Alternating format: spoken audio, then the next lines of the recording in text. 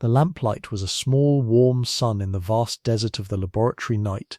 It pooled on the steel table, illuminating a topography not of rock and soil, but of calcium and time. Dr. Iris's hands, sheathed in thin latex, moved with a reverence usually reserved for holy texts. Her tools were not pens but brushes, probes and calipers. Before her lay a skeleton, or rather, the eloquent ghost of one, arranged with anatomical precision on a bed of grey foam.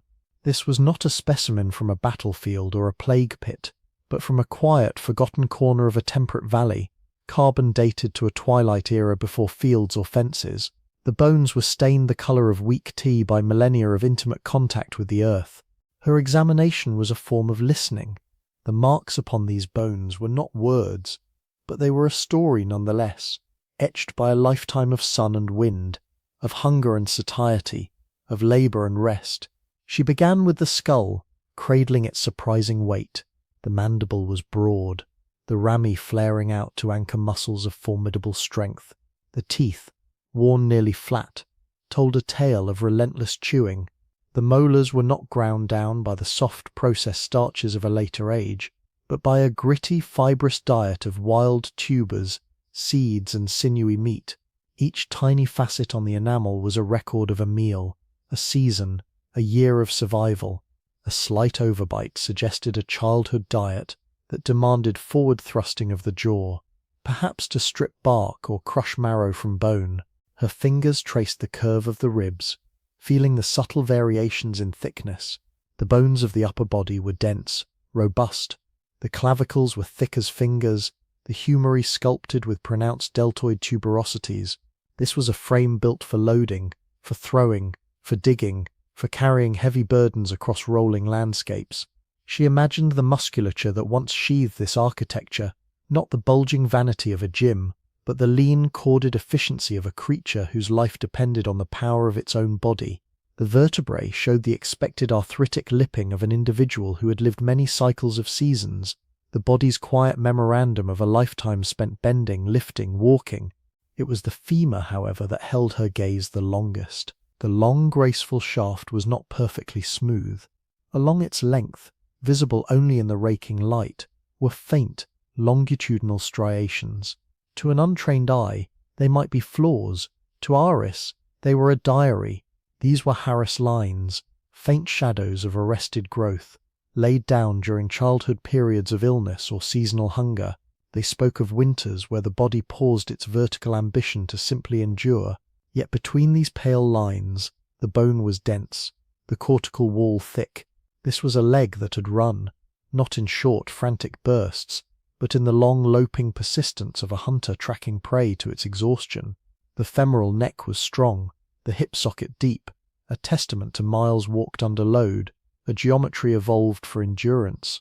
A healed fracture on the left ulna, knitted cleanly but with a slight calloused ridge, spoke of a fall, perhaps from a tree or a rocky outcrop, and the body's remarkable, silent work of repair. There was no sign of infection, no catastrophic misalignment. The community had cared for this person, had allowed them the time and safety to heal. This small imperfection was a monument to compassion, to the social bonds that were as critical to survival as sharp eyes or strong legs. She leaned back, letting the quiet hum of the climate control system fill the space. The person who had inhabited this frame was not a king, a warrior or a priest. They were simply a human, one thread in the fabric of a small, mobile band. Yet in these silent, mineralized echoes, Iris could hear the rhythm of an entire existence. She could see the slow, patient gathering of spring greens, the shared focus of a hunt, the sticky sweetness of wild honey stolen from bees, the grinding labor of processing acorns, the deep fatty feast before the snows, and the long lean nights of storytelling by a fire in a cave. This was not a history of conquests or inventions, but of metabolism and adaptation. Each groove, each density, each wear pattern was a physiological response to a world that offered no guarantees. The story was one of constant, subtle negotiation with the environment, a dance of seeking and utilizing what the land provided. The robust frame was a result of loading, the strong teeth of mastication, the efficient gut of a diverse, unprocessed diet. The The very shape of this human was, in a literal sense, sculpted by food, by its scarcity, its abundance, its texture, and its nutritional profile. The lamplight seemed to grow softer, the shadows in the laboratory deeper, the sterile air carried a scent of dust and old paper. Iris carefully placed the femur back on its foam cradle. The transition was not a leap, but a gentle crossing of a bridge made of time and bone. The clinical light of the modern world began to dissolve, replaced by the older, more variable light of sun and moon, of fire and storm. The hum of machinery faded into the whisper of wind through long grass, the chuckle of a stream over stones, the distant call of a bird. The bones on the table were no longer a silent subject of study, but were warming with imagined flesh, filling with blood and breath and intention. The quiet marks were becoming a life, the echoes resolving into a voice, and the story was ready to begin, not at its end, but in a valley, waking from the long sleep of winter, where the first green shoots were pushing through the thawing earth, and a man named Aurochs was stirring from his slumber, the faint familiar ache of hunger, already a companion in the crisp dawn air. Asterisk. Asterisk. Chapter 2. The Awakening. Part 1. Asterisk. Asterisk. The world returned, not with a shout, but with a slow seep of sensation, cold, deep and granular, lingered in the cave's recesses, a memory of winter held in stone. But through the entrance, a new air moved, a subtle current carrying the scent of wet soil and the faint sweet promise of decay giving way to life. Aurochs stirred on his bed of dried grasses and hides, the stiffness in his joints a familiar ledger of his years. He did not open his eyes immediately. He listened. The silence of deep frost was gone. In its place was a tapestry of tiny sounds, the distant persistent drip of melting ice from the limestone overhang, the sigh of a breeze through bare branches, the skitter of a pebble dislodged by thaw. He rose, his movements deliberate and quiet, so as not to disturb the others still curled in their own nests of warmth. His breath plumed in the cave's dim interior, but the sharp glassy edge of winter's air was absent. He moved to the entrance, the packed earth of the floor cool beneath his bare feet. The light that greeted him was not the flat grey pall of the past months, but a luminous watery gold, filtering through a high veil of cloud. He stepped out, the skin of his face and arms tightening, not against bitter cold, but against a cool, damp caress. The valley lay before him, a great sleeping form beginning to stir. The snow had retreated to ragged grey-white shrouds in the deepest shadows of the pines and the north-facing hollows. The land it revealed was not the vibrant tapestry of summer, but a study in muted tones, the dark saturated brown of exposed earth, the rusty ochre of dead bracken, the silver grey of naked birch trunks, and the deep enduring green of the coniferous stands on the higher slopes. But it was the smell that spoke most profoundly of the change. It rose from the ground, rich and loamy, the scent of countless frozen particles surrendering to the sun's weak grasp, the smell of thaw. Aurochs' eyes, dark and set deep in a face weathered like old wood, scanned the slopes. Hunger was a hollow space beneath his ribs, a quiet, constant companion that had grown more articulate over the long, lean weeks. The stored nuts and dried strips of last autumn's aurochs were nearly gone, their consumption measured in careful handfuls. The time for conservation was ending, the time for seeking was beginning. He moved down from the cave mouth, his feet finding familiar holds in the tumbled scree. The ground was soft, yielding. In places it was a sticky clay that clung to his soles, in others a crumbly loam. He reached a small south-facing bank where the sun's attention lingered longest each day. Here the snow was entirely gone. He knelt, the cool dampness immediately seeping through the hide of his leggings. He pressed his palms flat against the earth. It was not dead, but quiescent, holding a latent warmth. He leaned close, his nose almost touching the soil. His gaze, trained by decades of cycles, moved not across the landscape, but into it. He looked for interruptions in the uniform brown, for the slightest hint of a different texture, and there, amidst the tangled skeletons of last year's grass and the fallen leaves of oak, he saw them, tiny, defiant spears of green, no taller than the joint of his thumb. They emerged in scattered clusters, Each shoot curled tightly upon itself like a sleeping fist. Wild onion. A few inches away he spotted the first tentative leaves of sorrel, their pale green surfaces furled, hinting at the sharp, clean tartness they would soon offer. A profound, quiet focus settled over him.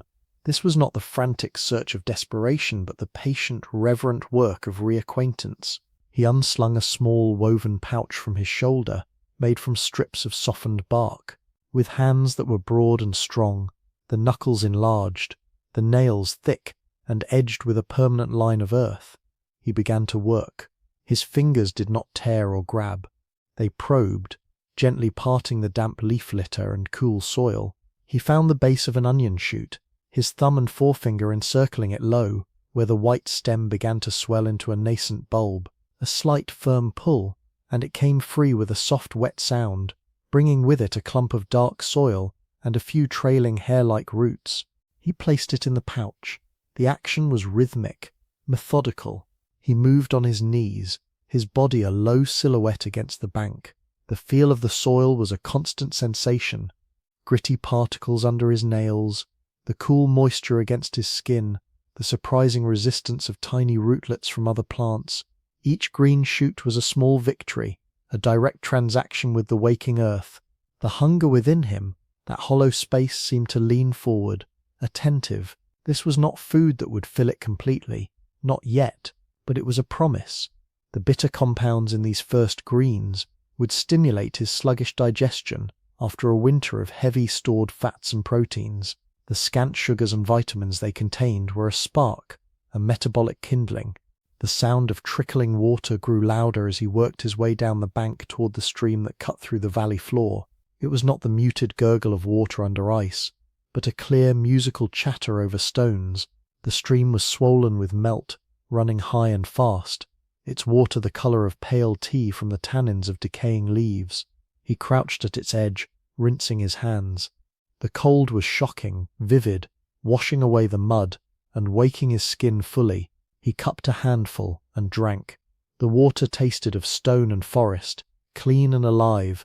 Looking up, he saw others from the band, now emerging from the cave. They moved slowly, stretching stiff limbs, their faces turning toward the light. A child, a boy of perhaps 5 winters, scrambled down the slope with more energy, drawn by the water's sound. Aurochs watched him, then returned his attention to the bank. His pouch was perhaps a quarter full, a modest collection of green. It was enough. The first gathering was always a ceremony of sorts, a re-establishment of the bond. To take too much too soon was to show greed, to misunderstand the pace of the world. He stood, his knees popping softly, the faint ache in his lower back, a companion as constant as the hunger, made itself known. He slung the pouch over his shoulder again, feeling its slight precious weight. The green scent of the crushed shoots rose to meet him, sharp and hopeful. Behind him, the cave was a dark mouth in the hillside. Before him, the valley stretched, damp and slowly steaming under the soft sky. The long silence was broken. The cycle had turned. The work of the year, the slow, patient, relentless work of feeding the body from the body of the world, had begun again. He took a deep breath, filling his lungs with the air of Thor, and started back up the slope, his footprints dark and clear in the yielding earth. Asterisk. Asterisk. Chapter 2. The Awakening. Part 2. Asterisk. Asterisk. The cave felt different upon his return, the air inside stirred by the movement of waking bodies and carrying the new damp scent of the world outside. The others were now fully risen, moving with a slow, deliberate purpose that mirrored Aurochs' own. The child who had run to the stream was back, his hands and face beaded with cold water, his eyes bright. Aurochs placed his woven pouch on a flat stone near the central hearth, which now held only the grey, powdery ghost of last night's tiny, conserving fire. Around him, the band gathered, their faces lean from the winter, their eyes reflecting the same quiet anticipation he felt. This was the first proper gathering, and the first proper meal in many days. From other pouches and small hide bundles, more offerings were added to the stone. A few small hard tubers dug from the frozen margins of the stream bank where they had overwintered, their skins wrinkled and earthy. A handful of last season's dried rose hips, found clinging stubbornly to a thorny thicket, their colour faded to a dull scarlet. The collection was meagre, a sparse mosaic of early spring's reluctant bounty, yet it represented a shift, a turning from pure endurance to active seeking. Anak selected a smooth, fist-sized riverstone from a pile kept near the hearth for this very purpose. He settled onto his haunches, the others forming a loose circle around the stone table. He began with the tubers, placing one on a broader, flat basalt slab. With a practiced, controlled force, he brought the riverstone down upon it. The sound was a solid asterisk thock, asterisk, not sharp but deep, a promise of release. The tuber, a wild parsnip, resisted for a moment before splitting, revealing a pale, starchy interior. He crushed it methodically, breaking down the fibrous structure until it became a coarse, damp mash. The bitter greens were next. He laid the wild onion shoots and sorrel leaves in a small pile. Instead of pounding, he used a rolling, grinding motion with the stone, gently bruising and crushing the leaves to release their sap and begin breaking down the tough cellulose walls. This made them more palatable, their sharp flavours and nutrients more accessible to digestion. The air filled with a pungent green aroma, sharp with onion and the clean lemony note of sorrel. The crushed tubers and greens were mixed together on the slab with his fingers, the coarse mash and fibrous pulp combining into a simple damp salad. The dried rose hips were added last, crushed quickly to release their few remaining seeds, and a hint of tart floral sweetness to counter the dominant bitterness. No fire was lit for this meal. The precious stored fuel was for colder times, and the body needed the raw enzymatic vitality of the fresh plants. This was food in its most direct, unadorned form. Aurochs divided the mixture with a sharp sliver of bone, portioning it onto broad leaves of dried fern. These were passed around the circle. There was no rush. Each person received their share and held it, feeling the cool dampness of the food through the leaf. Then, with a silence that was itself a form of grace, they began to eat. The narrator would describe the act of eating as a slow sensory reintegration. The first taste was a shock of bitterness from the crushed sorrel, making the salivary glands ache into sudden watery activity. Then came the earthy, slightly sweet undertone of the mashed tuber, a solid grounding note. The wild onion provided a pungent lingering heat in the nostrils and at the back of the throat. The textures were varied, the gritty pulp of the root, the stringy resilience of the leaf fibers, the occasional tiny gritty particle of soil that spoke of the food's immediate origin. They ate with their fingers, taking small pinches, chewing slowly and thoroughly. The winter diet had been soft, requiring little mastication. Now the jaw muscles, dormant and slightly atrophied from disuse, were called back to work. The familiar ache returned to Aurochs' temples as he chewed, a deep rhythmic pain that was not unpleasant, but a signal of reactivation. The nutritional needs, long deferred, began their subtle cellular negotiation. The bitter compounds acted as a digestive stimulant, waking the sluggish gut. The scant sugars from the tubers and rose hips provided a trickle of glucose into the bloodstream, a faint echo of energy to the brain and muscles. The vitamins, minute amounts of ascorbic acid from the sorrel and rose hips, traces of folate from the greens, were sparks in a dark engine, cofactors for metabolic processes that had been idling. This was not a meal of satiation, but of priming. The hollow space beneath the ribs did not vanish, but it changed character, becoming less a void of absence and more a chamber awaiting a fuller, richer influx. As they ate, the subtle return of energy manifested not as exuberance, but as a slight softening of the faces around the circle, a faint easing of the watchfulness in their eyes. The child, the boy who had run to the stream, ate with serious focus, his small jaw working diligently. He sat close to his mother, who occasionally placed a speck of her own portion onto his leaf. He was perhaps 5 winters old, his frame still slight, his limbs bearing the proportional leanness of the band. As he chewed the last of his bitter greens, his tongue probed the inside of his mouth, worrying at something, his brow furrowed in concentration. He stopped chewing, his fingers going to his lips. He pulled them away, holding a small white object between his thumb and forefinger. He stared at it, puzzled, then showed it to his mother. It was a tooth. a tiny, perfect incisor, its root a short, sharp point. It had come loose during the vigorous chewing, finally surrendering to the constant microscopic wobble that had preceded it. His mother looked at it, then at the gap in his smile, which he now revealed with a curious expression. She nodded, a simple, acknowledging gesture. She took the tooth from his palm and, without ceremony, tossed it into the cold ashes of the hearth. The moment passed without comment from the others.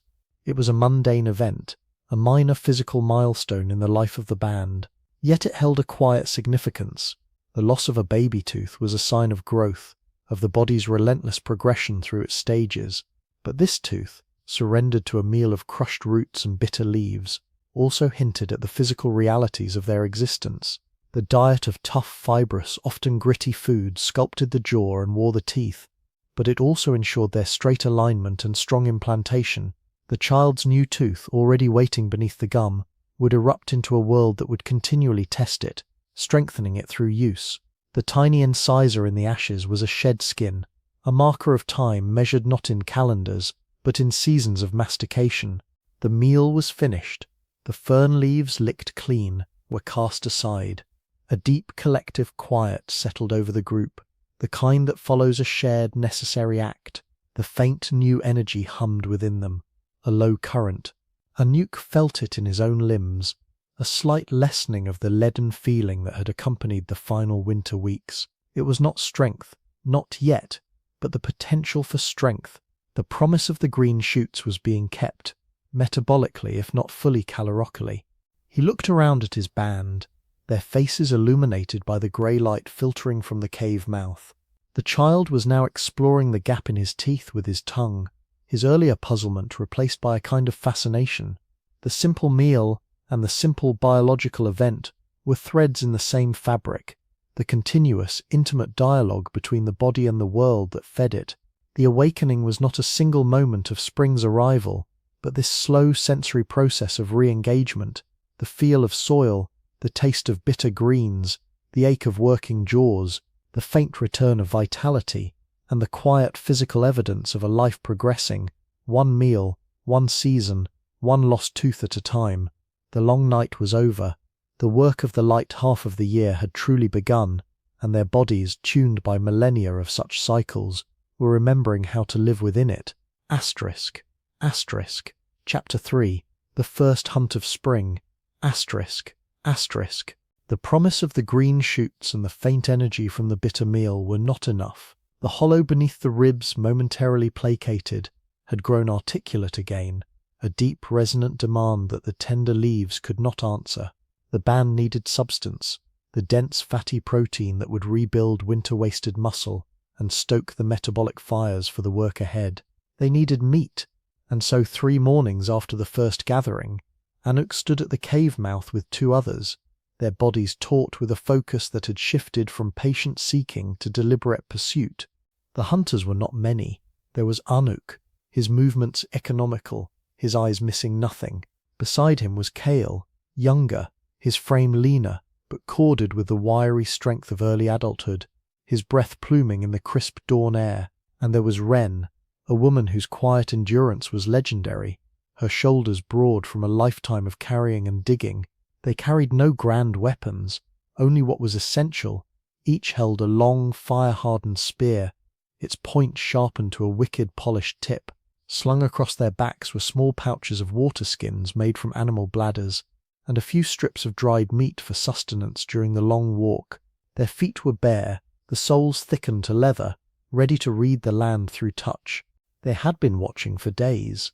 From the high ridges they had seen the distant, shifting stains on the landscape, the migrating herds of red deer moving from the low winter valleys to the high summer pastures. The deer were creatures of habit, following ancient paths dictated by water and forage. The hunter's strategy was not one of ambush or frenzied chase, but of interception through endurance and terrain. They would walk the herd down, not with speed, but with relentless, patient persistence. The sun was a pale coin behind a veil of high cloud as they left the cave. They moved not with haste, but with a steady, ground-eating lope, a pace they could maintain for hours. Their route took them across the thaw-sodden valley floor, skirting the noisy, swollen stream, and up onto the rolling, open grasslands that formed a broad terrace between the river and the forested hills.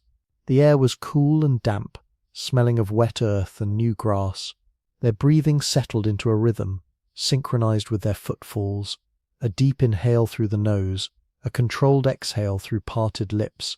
This was the first physical demand, the steady drumming ache that began in the calves and crept into the thighs, a familiar burn that spoke of miles covered and miles yet to go. They found the trail mid-morning, a confusion of hoof prints in a patch of soft mud near a seep spring. The prints were deep, the edges sharp, meaning the deer had passed recently. Anik knelt, his fingers tracing the outline of a cloven hoof. He noted the direction, the spread of the toes, the depth of the impression which hinted at the animal's size. He glanced at the surrounding grass, seeing the bent stems where bodies had brushed through, the torn shoots where they had grazed. The herd was moving north and east, toward the pine forests where the new growth was most tender. He rose, nodded to the others, and they adjusted their course, angling to cut across a great, gentle arc of the hillside, using the contour of the land to save steps while keeping the herd's general path ahead of them. The hunt became a meditation in motion.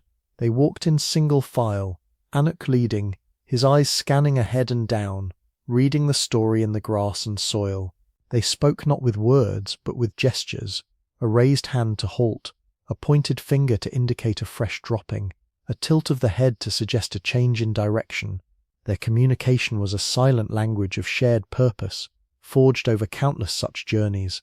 The hours stretched, the pale sun climbed, warming the air slightly. The ache in their legs deepened, settling into a constant throbbing presence. Their shoulders grew sore from the weight of the spears. They drank sparingly from their water skins, the cool liquid a brief blessing in dry throats.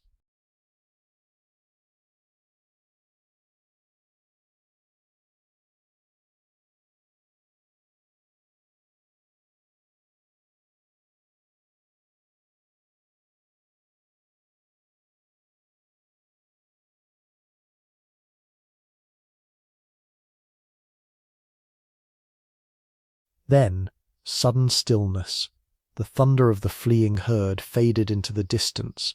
The only sounds were the hunter's ragged breathing and the soft, wet struggle of the doe on the grass. Anikook placed a hand on the animal's warm neck, feeling the pulse race and then slow and finally stop. The profound respect that followed was immediate and wordless. They knelt around the body, their heads bowed for a moment, not in prayer as later ages would know it, but in a deep somatic acknowledgement. This was not a conquest, but a receipt. The life, the strength, the fat and protein that had sustained the deer would now sustain them. It was a gift from the land, given not freely, but earned through miles walked, through patience, through pain, through skill. The physical demands of the hunt, the deep ache in their legs, the trembling in their shoulders, the raw feeling in their lungs were now secondary, absorbed into the quiet solemnity of the moment. They had asked the land for a great gift, and the land, through the medium of the deer, had provided. The long walk back to the cave, under the darkening sky with their heavy burden suspended from a pole between them, would be arduous, but the hollow beneath their ribs was silent now, already anticipating the gift about to be shared, the profound nourishment that would flow from this act of endurance and respect, weaving the strength of the deer into the sinew and bone of the people. Asterisk, asterisk, Chapter 4. The sharing, asterisk, asterisk. The deer was heavy with the gift of its own life, a weight that spoke of fat and muscle and dense bone. The hunters carried it slung on a pole of green ash between them, its head lolling, its body still warm against the evening chill. The long walk back to the cave was a journey of exhaustion and profound satisfaction, each step a negotiation with fatigue, each shift of the pole a reminder of the prize. They arrived as the last light bled from the sky, painting the high clouds in shades of violet and charcoal. The cave mouth glowed with a welcome, flickering orange. A fire had been lit, not the tiny conserving flame of winter, but a robust crackling blaze fed with deadfall gathered during the day. Its light spilled out onto the scree, a beacon of warmth and anticipation. The band gathered as the hunters lowered their burden onto a broad flat stone near the fire. The air, already rich with wood smoke, now filled with a new metallic scent, the smell of blood and warm hide. This was not a somber occasion, but a calm, purposeful ceremony of transformation. The deer was no longer a creature of the grassland, but a collection of potential food, material, tool, and thread. Every part would be used, its essence translated into the continuity of the band. Anouk took up a sharp flake of chert, its edge honed to a glassy fineness. The first cut was deliberate, a long, clean incision down the belly from throat to groin. The hide parted, revealing the dark, steaming cavity within. The work that followed was methodical, a practiced dismantling that spoke of generations of knowledge. Hands, slick and red, worked with efficient reverence. The organs were removed first. The liver, a deep gleaming burgundy mass. The heart, a dense muscular fist. The kidneys, the coiled intestines. These were set aside on a clean, broad leaf. The lungs and windpipe were discarded, but nothing else would be. The butchering of the muscle was next. Using the chert flake and his strong fingers, Anouk separated the major muscle groups from the bone, the heavy haunches, the loin along the spine, the shoulders, the neck. The sound was a soft tearing of connective tissue, the occasional scrape of blade on bone. The meat, dark red and marbled with seams of white fat, was laid out on other leaves, steaming gently in the firelight. The fat itself, especially the thick, creamy layer beneath the hide and around the kidneys, was carefully peeled away and set apart, precious fuel for both body and lamp. Finally, the skeleton was addressed. With a heavier river stone, Anouk and Kale cracked the long bones of the legs at their midpoints. The sound was a sharp, dry crack that echoed off the cave walls. The marrow, a rich pinkish-white substance, was scooped out with a finger and placed in a small, hollowed stone bowl. It was the very essence of fat and calories, a concentrated treasure. The bones themselves, now broken into manageable lengths, were set aside for later. Some would be splintered into awls and needles, others boiled for their last traces of nutrients and glue. As the physical work proceeded, the social work began. The distribution was not dictated by rank, but by need and custom. The liver and heart, dense with iron and B vitamins, were given to the elders and the pregnant woman in the band, their nutrients critical for blood health and fetal development.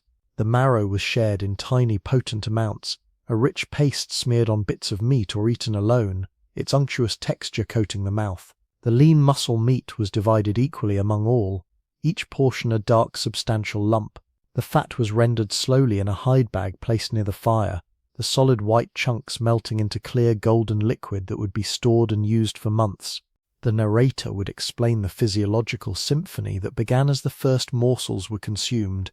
The high-quality protein, a complete array of amino acids, flooded systems starved for rebuilding material. In mussels sore from the hunt and atrophied from winter, these amino acids were incorporated into new filaments, repairing microtears, strengthening fibers. The fat, both from the marbling and the rendered liquid, provided a slow-burning, dense energy source. It would fuel not just physical exertion, but the constant hungry furnace of the brain, an organ demanding a disproportionate share of calories. The fatty acids, particularly from the brain and marrow, contributed to the myelin sheathing of nerves, ensuring swift, efficient communication within the body itself. This meal was not merely filling, it was reconstructive, a biochemical event that turned the gift of the deer into stronger sinew, sharper cognition, and stored energy against future need. Around the fire, the atmosphere was one of quiet contentment. The frantic edge of hunger was gone, replaced by the deep, pleasurable ache of satiety. People ate slowly, savouring the rich, gamey flavour of the meat, the luxurious texture of the fat, the intense mineral sweetness of the organs. The firelight danced on their faces, softening the lines of hardship, highlighting the calm in their eyes. As they ate, the elders began to speak. Their stories were not told with dramatic flourish, but in a low, rhythmic cadence that matched the crackle of the flames. They spoke of hunts from seasons long past, the great aurochs that took 3 days to track, the cunning boar that led them through thickets, the time the river had frozen, and they had followed wolf tracks to a herd of deer trapped in an icy gully. The stories were not just entertainment, they were the living library of the band. They contained lessons on animal behaviour, on weather signs, on strategies that worked and those that failed. The younger members, their bellies full, listened intently. The stories wove the present success into the long tapestry of their collective survival, reinforcing the knowledge that had made this feast possible. The act of sharing the food and the stories simultaneously strengthened the social bonds that were their greatest asset: the trust, the cooperation, the shared memory that meant no one hunted, starved, or learned alone. As the night deepened, the work continued in a slower, more reflective phase. Wren and another woman began scraping the inside of the deer hide with a stone scraper, removing bits of flesh and fat to prepare it for tanning. The sinews from the deer's back and legs were carefully separated, long, glistening white cords that would be dried and split into thread for sewing. The smaller bones were sorted. A rib bone became a fine awl for piercing hide. A fragment of scapula showed promise as a scraping tool. Anouk sat back, his own hunger deeply satisfied, a comfortable warmth radiating from his core. He watched the scene, the focused hands working on the hide, the children now asleep curled against their mothers, the firelight reflecting in the eyes of the storyteller. The deer was gone, but it was everywhere.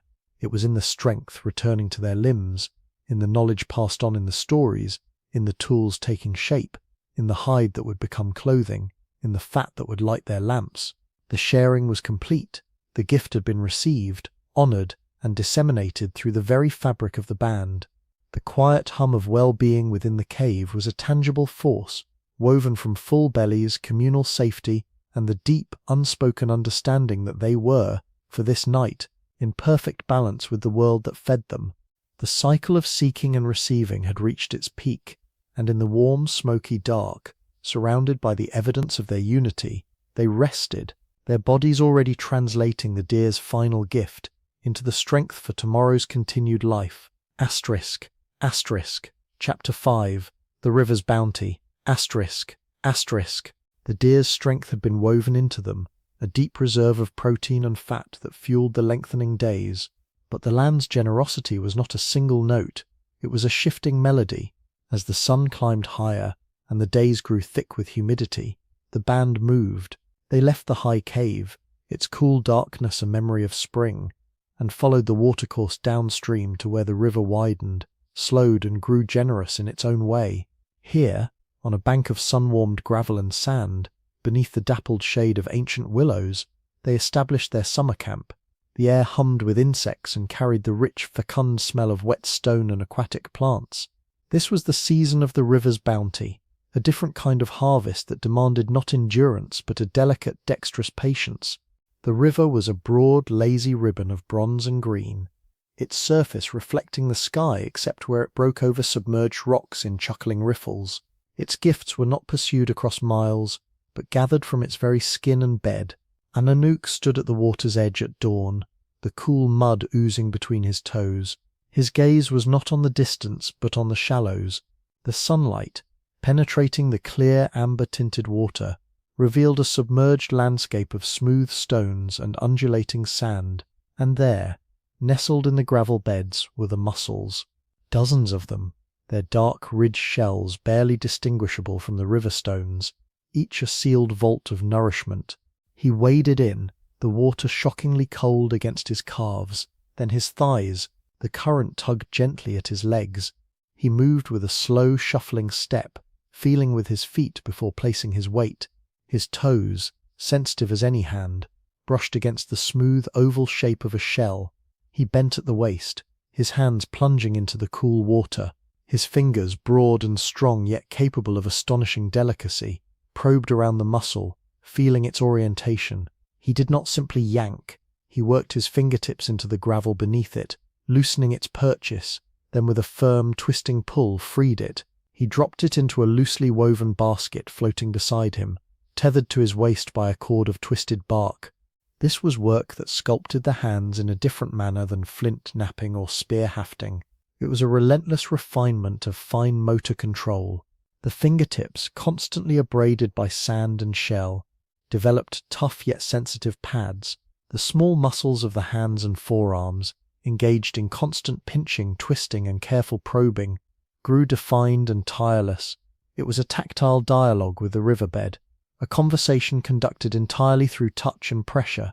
The hands learn to distinguish by feel alone between a rock and a shell, between a living mussel and an empty one, between the safe flatness of a stone and the potential danger of a sharp-edged clam or a lurking crayfish.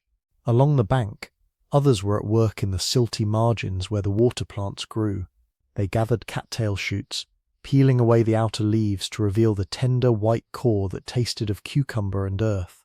They collected watercress from the spring-fed rivulets that trickled into the main channel, its leaves a vibrant green and peppery sharp. These plants were rich in trace minerals, iodine from the water, iron, magnesium elements drawn from the river's journey through rock and soil, now concentrated in their stems and leaves. For a people who never tasted salt from the sea, these aquatic plants provided the essential electrolytes lost through sweat in the summer heat, maintaining the delicate hydraulic balance within their cells. But the river's most animated prize was the crayfish. These small armoured creatures lurked under flat stones and in the tangled roots of the bankside plants. Catching them was a game of speed and precision. A hand would slip silently into the water, hover over a likely stone, then flip it over in a sudden burst of motion. In the cloud of silt, a crayfish would dart backwards, its tail flicking in a frantic escape. A quick hand would dart after it, not grabbing at the dangerous pincers, but pinning it from above, the thumb and forefinger seizing it firmly just behind its claws. It was then tossed into a waiting basket, where it clattered and scraped against its cousins. The action required superb hand-eye coordination and neural speed, the brain processing the visual cue of movement and directing the muscles in a fraction of a second, over and over again. The harvest was brought to the camp as the sun grew high. The mussels were piled in a great damp heap. Their preparation was a communal, rhythmic activity. People sat in circles, each with a smooth stone and a larger flat anvil stone. Taking a mussel, they would position the sharp hinged edge against the anvil and strike it with a sharp controlled tap from the other stone. The shell would crack, not shatter. Then, with careful fingers, they would pry it open, revealing the soft orange-grey body within.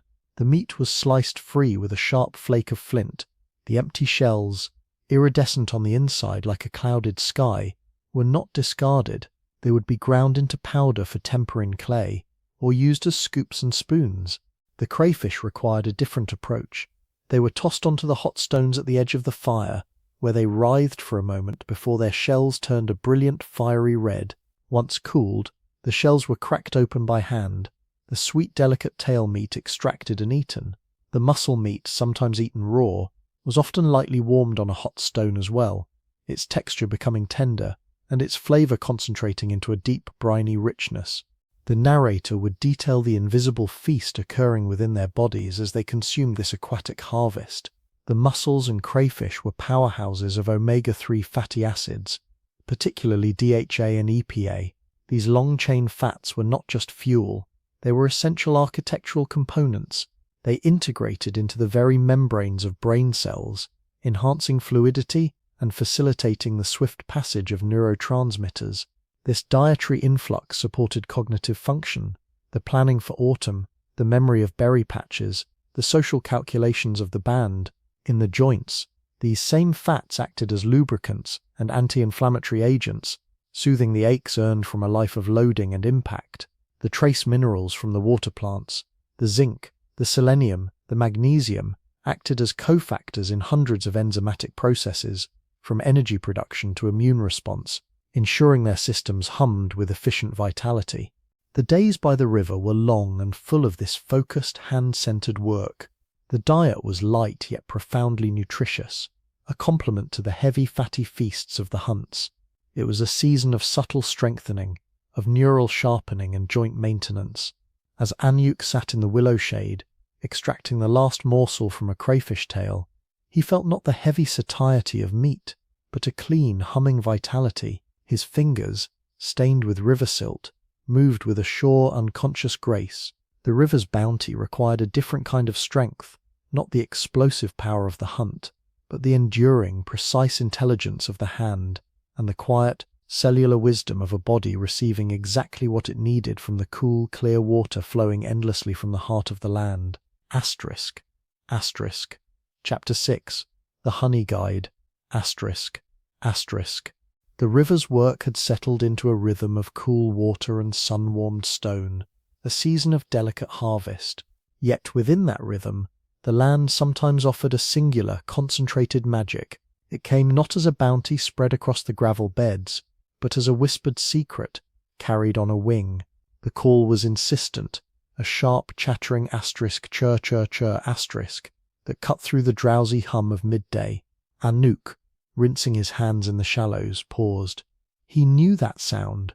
It was not the song of a thrush or the warning cry of a jay. It was the honey guide, a small drab bird with an extraordinary habit. It led. He looked up, squinting against the sun-dappled light filtering through the willow leaves. There, on a low branch overhanging the bank, was the bird itself, its body quivering with apparent excitement. It called again, its head cocked, one bright eye fixed on him. This was an old negotiation, a mutualism woven into the fabric of the valley. The bird craved the wax and larvae left after a hive was opened. Humans craved the explosive sweetness within. Anouk straightened slowly, water dripping from his fingers. He gave a low, soft whistle, an acknowledgement. The bird flitted to another branch, a little further from the river, into the dappled shadows of the mixed woodland that bordered the floodplain. It called again, looking back. Anouk moved without haste. He collected a few items from the camp, a small, tightly woven basket with a lid, a handful of dry moss, and a short smouldering stick from the fire's edge, which he carefully wrapped in a damp leaf to carry the ember. He did not need a weapon. This was a different kind of pursuit, one of stealth and acceptance. He followed the bird, his bare feet silent on the carpet of leaf litter. The honey guide led him away from the open riverbank, into the deeper woods where the air was still, and carried the scent of damp rot and pine resin. The bird would fly ahead, perch, call impatiently, and wait for him to draw near before flitting onward again. It was a game of trust played across generations of both species. The forest here was older, with great oaks and beeches whose canopies knitted together high above. The understory was thick with fern and fallen timber. The birds' calls grew more excited as they approached a great, moss-covered giant of an oak that had succumbed to a storm long ago. It lay on its side, a massive crumbling bridge over the forest floor, its trunk hollowed by decay and time. The honey guide alighted on the rotting wood near a dark, irregular fissure about halfway along the fallen giant's length. It hopped from foot to foot, its chattering now a frantic staccato. Anouk approached cautiously. The air here was different. It carried a faint, warm, vegetal scent, the smell of wax and propolis, and beneath it, the ghost of something else, a floral, intoxicating sweetness that made the saliva pool under his tongue. He knelt several paces from the fissure, setting his basket down. He could hear it now, a low, vibrant hum, the collective song of thousands of wings, a sound that seemed to vibrate in his teeth. The hive was within the tree, a hidden city of industry, and stored sunlight. He prepared the moss, teasing it into a loose bundle. With great care he blew on the ember within the leaf wrap, until a tiny red eye glowed. He touched it to the dry moss, which caught with a wisp of smoke that quickly grew into a small smouldering flame. He added a few more bits of moss and some crumbled dry leaves, creating a handful of smoke. This was the key. Smoke calmed the bees, masking their alarm pheromones, convincing them a forest fire threatened, and their priority was to gorge on honey rather than defend. Moving with a slow, fluid grace, Anouk crept closer to the fissure. The humming intensified. A wall of sound. He could see them now, dark, tiny shapes flitting in and out of the shadowy opening. He placed the smoking bundle of moss at the entrance, gently wafting more smoke inward with his hand.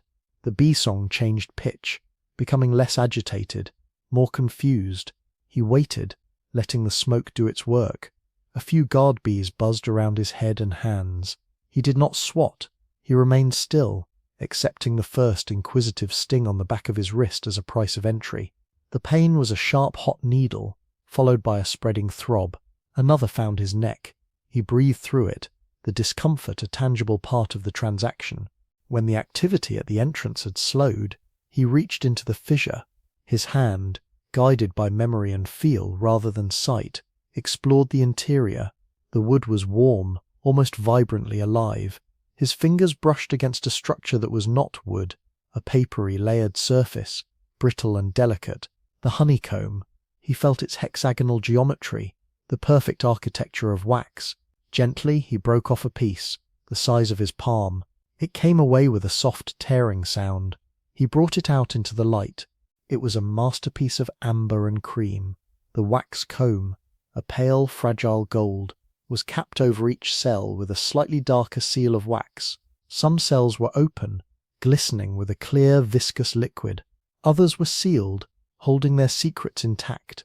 The scent that rose from it was overwhelming, a dense floral perfume layered over the deep, warm smell of beeswax. It was the concentrated essence of every blossom the bees had visited in the spring woods. Apple, hawthorn, dandelion, clover. A single, stray bee crawled across its surface. He blew it gently away. He placed the comb carefully in his basket, breaking off a few more smaller pieces. He took only a portion, leaving the heart of the hive and the queen undisturbed. The relationship with the honey guide and with the bees themselves depended on restraint. To take all was to break the pact, to end the secret for future seasons. He withdrew his hand, now sticky and throbbing from 2 more stings, and backed away from the log, leaving the smouldering moss to fade. The honey guide, having watched the entire operation, now fluttered down to the fissure, beginning its own harvest of wax scraps and larvae. Anuc returned to a sunlit clearing, a little way off, and sat on a fallen log. He opened his basket. The comb seemed to glow with its own light. He broke a small piece free. Holding it over the basket, he crushed it gently between his fingers. The wax caps burst, and the honey, thick and slow as liquid sunlight, oozed out in golden ropes. He brought his fingers to his mouth. The taste was an explosion, a sensory event that bypassed mere flavor. It was sweetness in its purest, most potent form, but not a simple flat sugar. It carried the high, bright note of wildflowers, the deep, almost herbal undertone of the forest itself, a faint tang of acidity that kept it from cloying. The texture was luxuriant, coating his tongue and the roof of his mouth, sticking to his teeth. He swallowed, and the sweetness seemed to radiate down his throat, warming his chest. He ate slowly, savoring each tiny dripping piece, licking the sticky residue from his palms and fingers. The sharp throbbing pain of the bee stings faded into the background, a minor toll paid for this profound reward. As he ate, a swift, remarkable change occurred within him.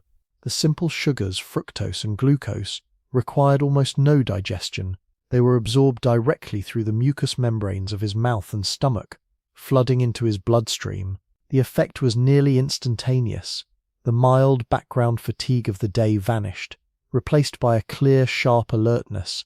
His mind, moments ago focused solely on the delicate task at hand, now felt expansive, quick. Muscles received a sudden, available burst of energy, a physiological windfall. This was the quick energy boost, the rare, hyper-efficient fuel that could mean the difference between catching prey or losing it, between finding the way home or becoming lost. In a life of complex carbohydrates, fibrous plants, and slowly digested proteins and fats, honey was a lightning strike of pure caloric availability. He reflected, in a wordless bodily way, on the power of this treat. It was more than food. It was a motivator, a neurological reward of the highest order. The memory of this taste, this feeling of vibrant, instant vitality, would fuel the patience for future hunts, the endurance for long gathers, the willingness to brave stings and follow a bird's call into the deep woods. It was a taste of paradise, a direct line to the sun's energy, and it bound him and his people to the intricate web of the forest, to the bees and the guiding bird, in a cycle of seeking and sweet, golden reward. He closed the basket, saving the rest to share, the sticky sweetness still on his lips, a literal and metabolic afterglow humming in his veins as the forest hummed around him. Asterisk. Chapter 7. The Honey Guide. Asterisk. The river's work had settled into a rhythm of cool water and sun-warmed stone, a season of delicate harvest. Yet within that rhythm, the land sometimes offered a singular, concentrated magic. It came not as a bounty spread across the gravel beds, but as a whispered secret, carried on a wing. The call was insistent, a sharp, chattering asterisk, cha-cha-cha asterisk, that cut through the drowsy hum of midday.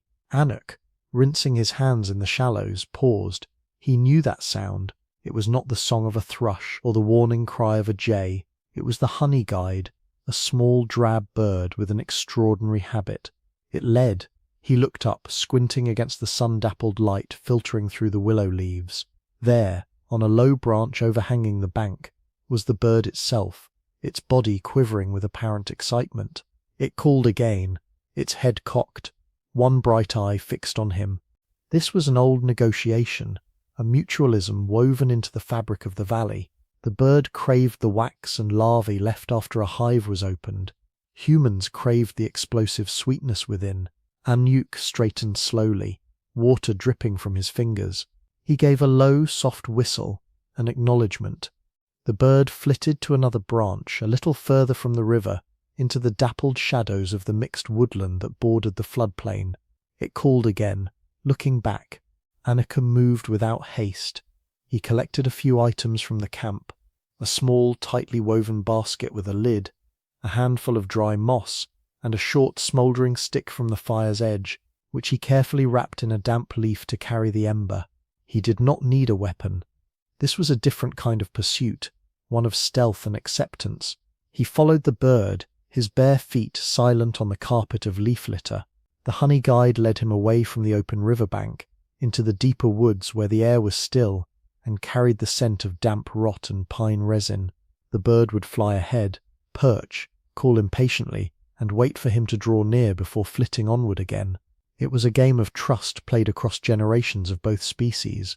The forest here was older, with great oaks and beeches whose canopies knitted together high above. The understory was thick with fern and fallen timber.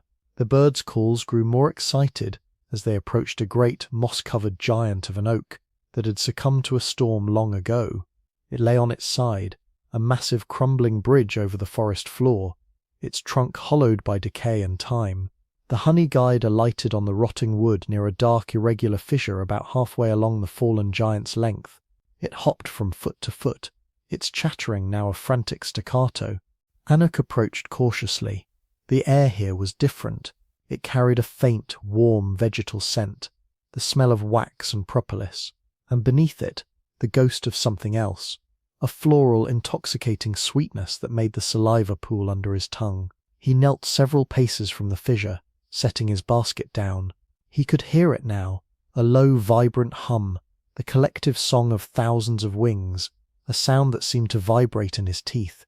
The hive was within the tree, a hidden city of industry and stored sunlight. He prepared the moss, teasing it into a loose bundle. With great care, he blew on the ember within the leaf wrap until a tiny red eye glowed. He touched it to the dry moss, which caught with a wisp of smoke that quickly grew into a small, smouldering flame. He added a few more bits of moss and some crumbled dry leaves, creating a handful of smoke. This was the key. Smoke calmed the bees, masking their alarm pheromones, convincing them a forest fire threatened, and their priority was to gorge on honey rather than defend. Moving with a slow, fluid grace, Anak crept closer to the fissure. The humming intensified, a wall of sound. He could see them now, dark, tiny shapes flitting in and out of the shadowy opening. He placed the smoking bundle of moss at the entrance, gently wafting more smoke inward with his hand. The bee-song changed pitch, becoming less agitated, more confused. He waited, letting the smoke do its work. A few guard bees buzzed around his head and hands. He did not swat. He remained still, accepting the first, inquisitive sting on the back of his wrist as a price of entry. The pain was a sharp, hot needle, followed by a spreading throb. Another found his neck. He breathed through it, the discomfort a tangible part of the transaction. When the activity at the entrance had slowed, he reached into the fissure. His hand, guided by memory and feel rather than sight, explored the interior. The wood was warm, almost vibrantly alive. His fingers brushed against a structure that was not wood, a papery, layered surface, brittle and delicate. The honeycomb. He felt its hexagonal geometry, the perfect architecture of wax. Gently he broke off a piece, the size of his palm. It came away with a soft, tearing sound. He brought it out into the light. It was a masterpiece of amber and cream. The wax comb, a pale, fragile gold, was capped over each cell with a slightly darker seal of wax. Some cells were open, glistening with a clear, viscous liquid. Others were sealed, holding their secrets intact. The scent that rose from it was overwhelming, a dense floral perfume layered over the deep, warm smell of beeswax. It was the concentrated essence of every blossom the bees had visited in the spring woods.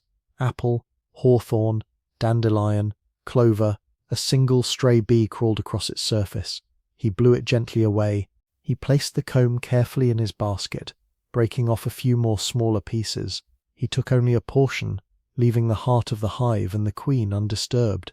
The relationship with the honey guide, and with the bees themselves, depended on restraint. To take all was to break the pact, to end the secret for future seasons.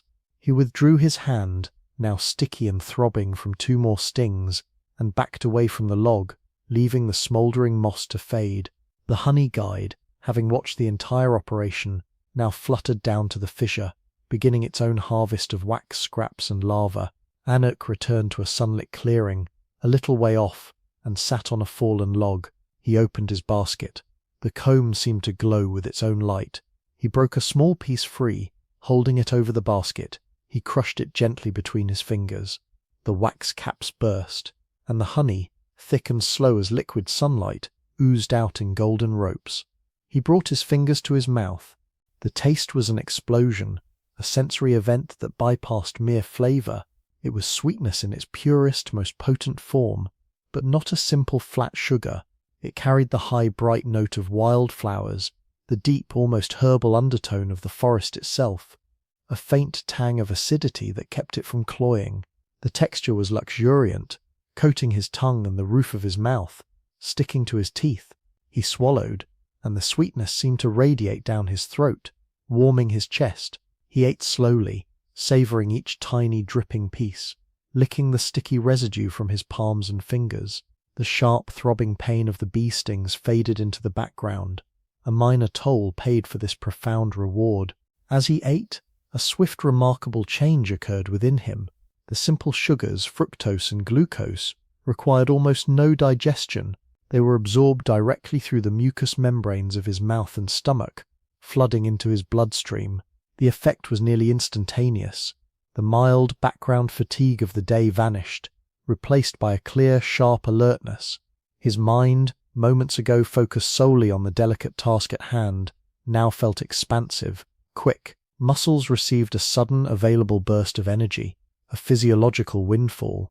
This was the quick energy boost, the rare, hyper-efficient fuel that could mean the difference between catching prey or losing it, between finding the way home or becoming lost. In a life of complex carbohydrates, fibrous plants, and slowly digested proteins and fats, honey was a lightning strike of pure caloric availability. He reflected, in a wordless bodily way, on the power of this treat. It was more than food, it was a motivator, a neurological reward of the highest order. The memory of this taste, this feeling of vibrant, instant vitality, would fuel the patience for future hunts, the endurance for long gathers, the willingness to brave stings and follow a bird's call into the deep woods. It was a taste of paradise, a direct line to the sun's energy, and it bound him and his people to the intricate web of the forest, to the bees and the guiding bird. In a cycle of seeking and sweet, golden reward, he closed the basket, saving the rest to share, the sticky sweetness still on his lips, a literal and metabolic afterglow humming in his veins as the forest hummed around him. Asterisk, asterisk, Chapter 8, The Lean Days, asterisk, asterisk. The golden afterglow of the honey faded, its swift energy consumed by the relentless metabolism of summer activity. The river's bounty, too, began to wane. The mussel beds, diligently harvested, now yielded only the smallest, meagre shells. The crayfish grew wary and scarce. The berry patches they had visited for weeks, once heavy with fat blackberries and tart red currants, were now picked over, offering only the hard green nubs of late-forming fruit that would never sweeten. The herd animals had moved to higher, cooler pastures, their trails growing faint and cold, A subtle shift descended upon the land and the band, a tightening, a drawing in. The season of plenty had passed its peak, and the lean days had begun. Hunger returned, but it was a different creature now. It was not the sharp anticipatory hunger of spring, nor the deep, satisfied silence after a feast. This was a hollow, persistent ache that settled in the belly and seemed to echo in the bones. It was a background hum that coloured every thought and action. The body's constant demand for fuel met with a landscape that had grown reticent, offering only its toughest, most fibrous offerings. The band's movements slowed, conserving energy. Their focus turned inward, to the margins and the overlooked. They dug for roots, not the tender tubers of spring, but the hardy woody rhizomes of plants like cattail and burdock. These were not foods of pleasure, but of sheer necessity. Auroch would spend hours on his knees at the edge of a marsh, digging with a sharpened stick, his hands plunging into the cold black mud. The roots he pulled up were thick, gnarled, and dark, covered in hairy rootlets. They were tough, requiring prolonged pounding with stones to break down their lignified fibres into a barely palatable, gritty mash. Eating them was an act of labour, the jaw working tirelessly on the fibrous pulp, extracting scant calories and a few trace minerals at a great metabolic cost. When even these roots were scarce, they turned to the trees themselves. They harvested the inner bark of certain pines and birches, using sharp flakes of flint to peel away the rough outer layer and carefully scrape off the thin cambium layer beneath. This phloem tissue, which carried the tree's sugars, was pliable and faintly sweet, but stringy and insubstantial. It was eaten raw or dried and pounded into a rough flour that could be mixed with water into a thin, gluey paste. It filled the stomach with bulk, stretching the gastric walls to signal a false satiety, but provided little true nourishment. The act of gathering it was a quiet, almost desperate communion with the forest, taking not its fruit but a piece of its very skin. The narrator would describe the physiological adaptations that this scarcity triggered within their bodies. The metabolism, so recently stoked by honey and rich meat, now downshifted into a state of profound efficiency. The basal metabolic rate slowed, a primal conservation mode honed by millennia of such cycles. The body learned to burn its own fat stores more cleanly, producing ketones to fuel the brain when glucose from carbohydrates grew scarce. Muscle protein was spared as much as possible, the body cannibalizing itself only as a last resort, prioritizing the maintenance of the heart, the brain, the essential organs. Hunger hormones like ghrelin ebbed and flowed in strange tides, sometimes a sharp pang, sometimes a dull, numb acceptance. The mind adapted alongside the body. A deep, focused calm often settled over the band. Frantic activity wasted precious calories. Instead, they moved with an economy that seemed lazy to an untrained eye, but was in fact a highly disciplined conservation of energy. They sat for long hours in the shade, their bodies in a state of low-power readiness, their senses still acutely tuned to any sign of opportunity, a bird's flight that might indicate a berry bush, a distant movement that could be game. Mental resilience became their most vital tool. The memory of the honey, of the rich deer feasts, of the river's abundance was not a torment, but a map. It proved that plenty existed, that it would return. This knowledge, passed down in stories and etched into their very physiology, allowed them to endure the hollow days without despair. The elders spoke less of great hunts now, and more of survival, of winters endured, of ancestors who had passed through longer famines. These stories were not told to frighten, but to fortify, to weave the current hardship into the long tapestry of their endurance. The children, their ribs becoming more visible under their skin, watched and learned this quiet fortitude, their young metabolisms being shaped in real time by this lesson in scarcity.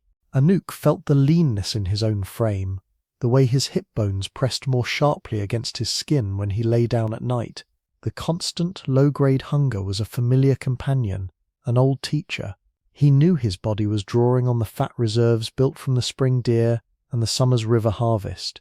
He could feel the efficiency, a strange, clear-headed lightness that came when the body was running on its own stored essence. It was not strength, but a kind of hardened patience. His movements were deliberate, his decisions measured. He led foraging parties on long, slow walks, not expecting great finds, but covering ground methodically, reading the land for the slightest sign, a broken nutshell from a squirrel, a patch of edible lichen on a sun-facing rock. These lean days were not a failure, but a necessary phase in the seasonal rhythm. They were the pressure that shaped the efficient metabolisms that would become a hallmark of their kind, the body that could feast and store fat abundantly in times of plenty, and then switch seamlessly to a state of careful conservation and clean burning during scarcity, was a body exquisitely adapted to a world of fluctuation.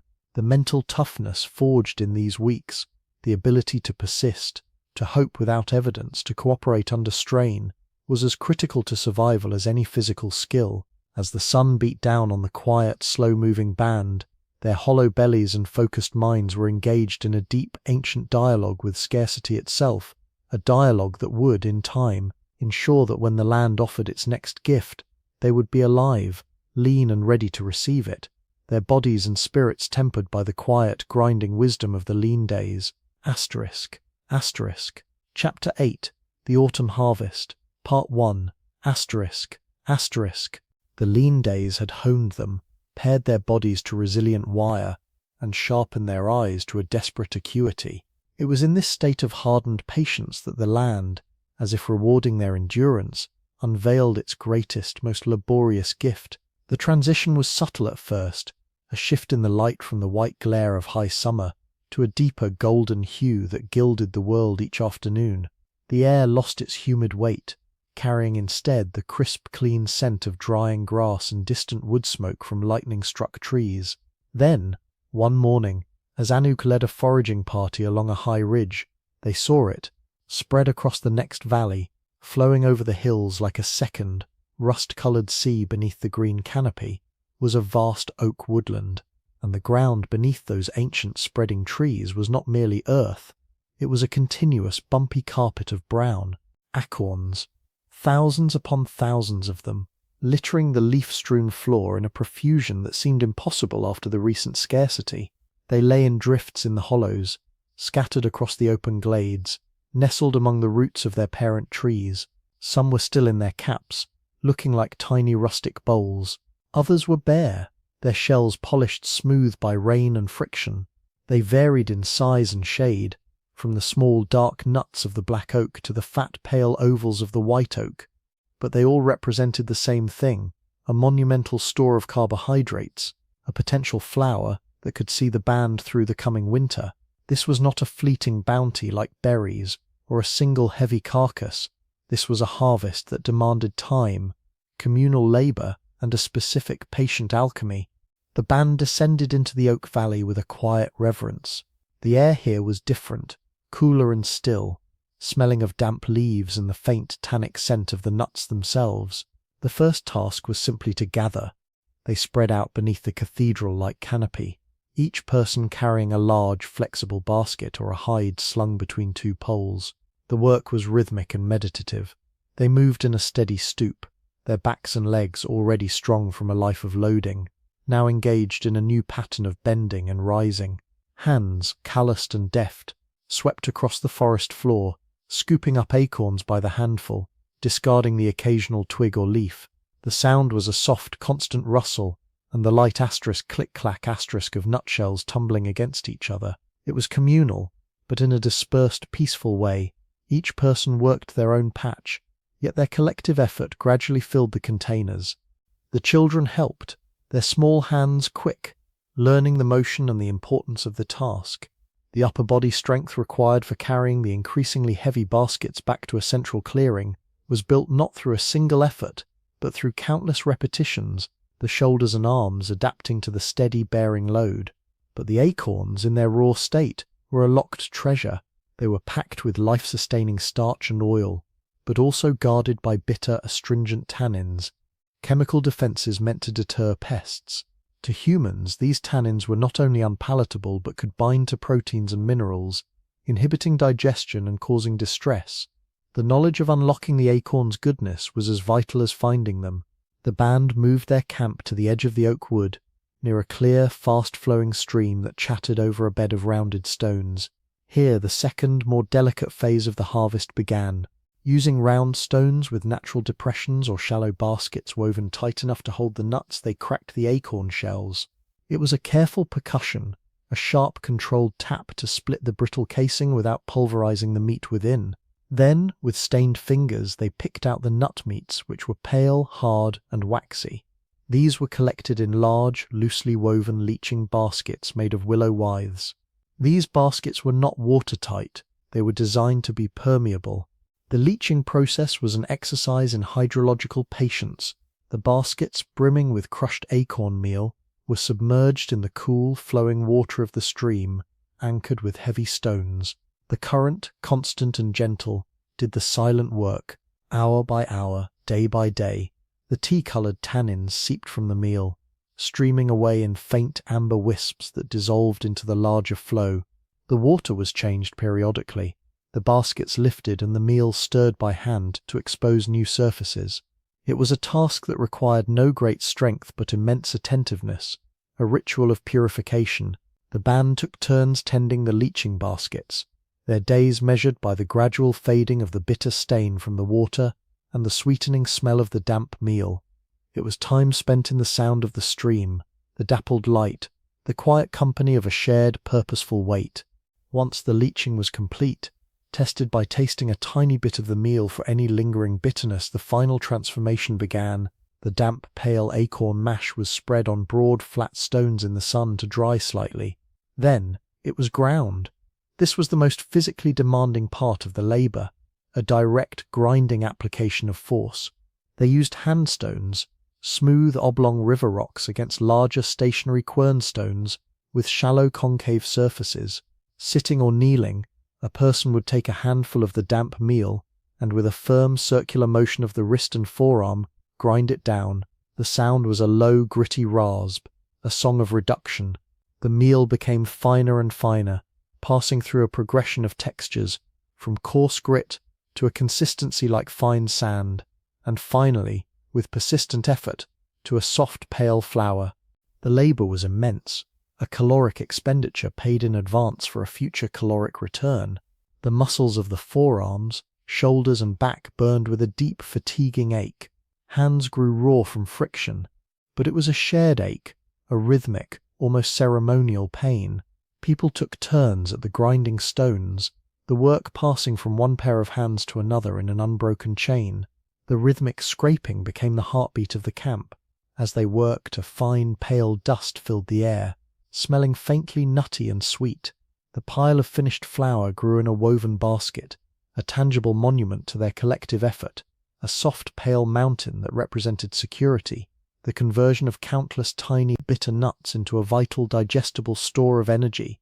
This was the autumn harvest in its essence, not a simple gathering, but a slow, deliberate partnership with the land, a process that built patience and strength in their bodies, even as it secured the carbohydrates that would fuel those same bodies through the long, silent winter to come. Asterisk. Asterisk. Chapter 8, The Autumn Harvest. Part 2. Asterisk. Asterisk. The pale mountain of acorn flour, the product of days of gathering, leaching and grinding, represented potential energy, but potential was a fragile state, vulnerable to damp, to mold, to the sharp teeth of rodents, and to the slow decay of time. The final, critical act of the harvest was not creation, but preservation, a deliberate, knowledge-rich process of putting the summer's abundance to sleep for the winter's need. This was the art of storage, a cognitive leap from immediate consumption to planned futurity, and it was a lesson passed not in words but in watched actions and guided hands. The flour, still slightly damp from its leaching, needed to be fully desiccated. It was spread in thin, even layers on broad, flat stones that had been warming in the autumn sun all morning. The pale dust drank the heat, releasing a faint, toasted, nutty aroma into the crisp air. Women and elders moved among the stones, using flat paddles of wood to gently turn the flour, ensuring no damp pockets remained. This was patient, unhurried work, a final communion with the product before its long interment. Nearby, other members of the band worked on the last of the season's berries, late-hanging clusters of deep blue sloes and hard crimson haws. These were not for fresh eating, being fiercely astringent, but were spread on mats of woven reeds to dry in the same sun, their skins wrinkling and concentrating their scant sugars and preserving their vital vitamins. Once the flour was bone-dry and cool to the touch, the packing began. The containers were as important as their contents. Over preceding days, the skilled weavers of the band had been creating special baskets for this purpose. They were not the loose gathering baskets of summer, but tight, sturdy vessels woven from strips of willow and hazel, with a particular close pattern that allowed the contents to breathe while keeping out insects. Some were cylindrical, others broad and shallow, but all were made with a deliberate knowing tension. Aurochs watched as Elara, the eldest woman, her fingers gnarled but moving with undiminished certainty, directed the final stages. Elara did not weave herself anymore. Her eyes were too clouded for the fine work. Instead, she sat on a sun-warmed log, a living repository of method, and guided the hands of a girl named Kira, perhaps 12 winters old. Kira's fingers, still learning the language of the fibers, fumbled slightly as she tried to close the rim of a medium-sized basket. "Tighter," Elara murmured, her voice a dry rustle like the oak leaves overhead. She did not reach to correct, but her own hands mimed the motion in the air, a subtle pushing twist. The air must move, but the flour must not taste the damp. Feel it. The weave must be a wall that breathes. Kira nodded, her brow furrowed in concentration. She unpicked her last few stitches and tried again, her movements slower, more deliberate. This time, the tension was even. Elara gave a soft grunt of approval. The knowledge transfer was silent, somatic, passing from the elder's embodied memory into the youth's developing skill. It was the transmission of a concept, future security, through the tactile medium of weave and tension. The dried flour was poured carefully into the finished baskets. Each was filled only 3/4 full. Then came a crucial layer, dried aromatic leaves of sage and mugwort, gathered from the sun-baked slopes. These herbs were not just for scent. Their volatile oils helped deter insects, and their moisture-wicking properties created a protective barrier. On top of the leaves went a fitted disc of birch bark, and finally, the basket's own lid was secured with ties of braided grass. The dried berries were packed similarly in smaller containers, layered with leaves of sweet woodruff. Now came the burial. Location was everything. The band moved to a specific place on a north-facing slope, just below the crest where the soil was deep and well drained. Here, beneath the spreading roots of a massive solitary beech tree, the earth was cool and stable, insulated from the frost that would soon grip the higher ground and the damp that would pool in the valley bottom. Using digging sticks and their hands, they excavated a series of shallow, neat pits in the loamy soil. Each basket was lowered into its own earthen cradle. Before covering them, they took extra precautions. Some of the most precious baskets, those holding the finest flour from the sweetest white oaks, were first wrapped in scraps of supple deer hide, hair side out, providing an extra layer of insulation and moisture control. As Kira helped lower one such hide-wrapped bundle into the ground, Elara spoke again, her eyes seeming to look through the soil into the future. "The earth holds the cold of night and the cool of the deep places," she said, not just to Kira, but to all within earshot. "It will keep the hunger of the mold and the frenzy of the weevil at bay. We put the sun's work," she gestured to the flower, "into the moon's care." She touched the dark soil. "When the white silence comes, and the world above sleeps, this will wake for us." The soil was pushed back over the baskets, tamped down firmly, and then disguised with a casual scattering of leaves, twigs, and a few transplanted ferns. To any casual glance it was merely a patch of undisturbed forest floor. Only the band carried the mental map of the cache's location, a piece of information as vital as the location of water or the path of the migrating herds. The acorns were sleeping in the earth, a silent promise beneath the beech tree. The air, once golden and mild, now carried a new, sharper edge, a scent of frost and decaying leaf, of mushrooms and cold stone. The oaks stood nearly bare, their leaves a crisp copper carpet underfoot.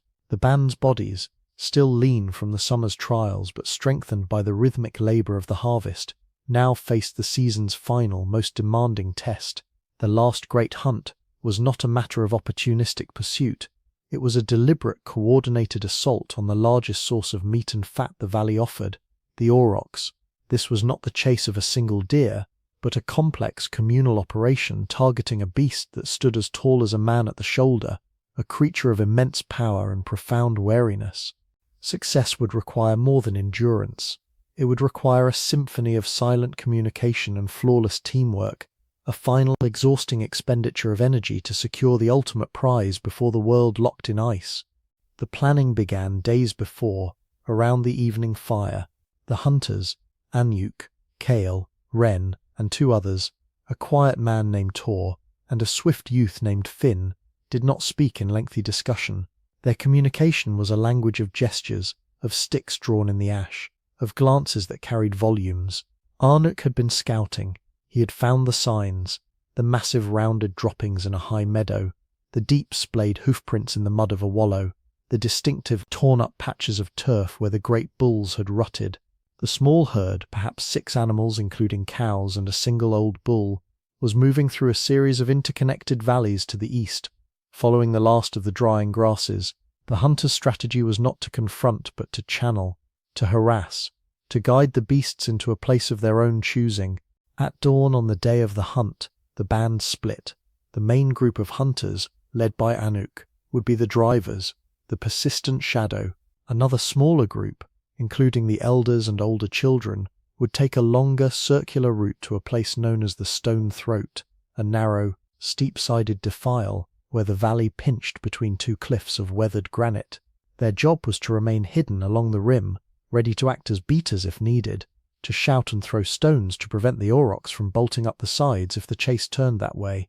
The coordination of these 2 groups, separated by miles of rough terrain with no means of direct communication except prearranged timing and trust, was the hunt's first silent test. The drivers set out under a sky the colour of a wood pigeon's breast. They moved with a purpose that was both urgent and infinitely patient. Their pace was the familiar, loping persistence trot, a gait that could be maintained for hours. But this was different from the deer hunt. The aurochs were not merely faster, they were smarter, more cohesive as a herd, and far more dangerous. The hunters could not simply follow, they had to influence.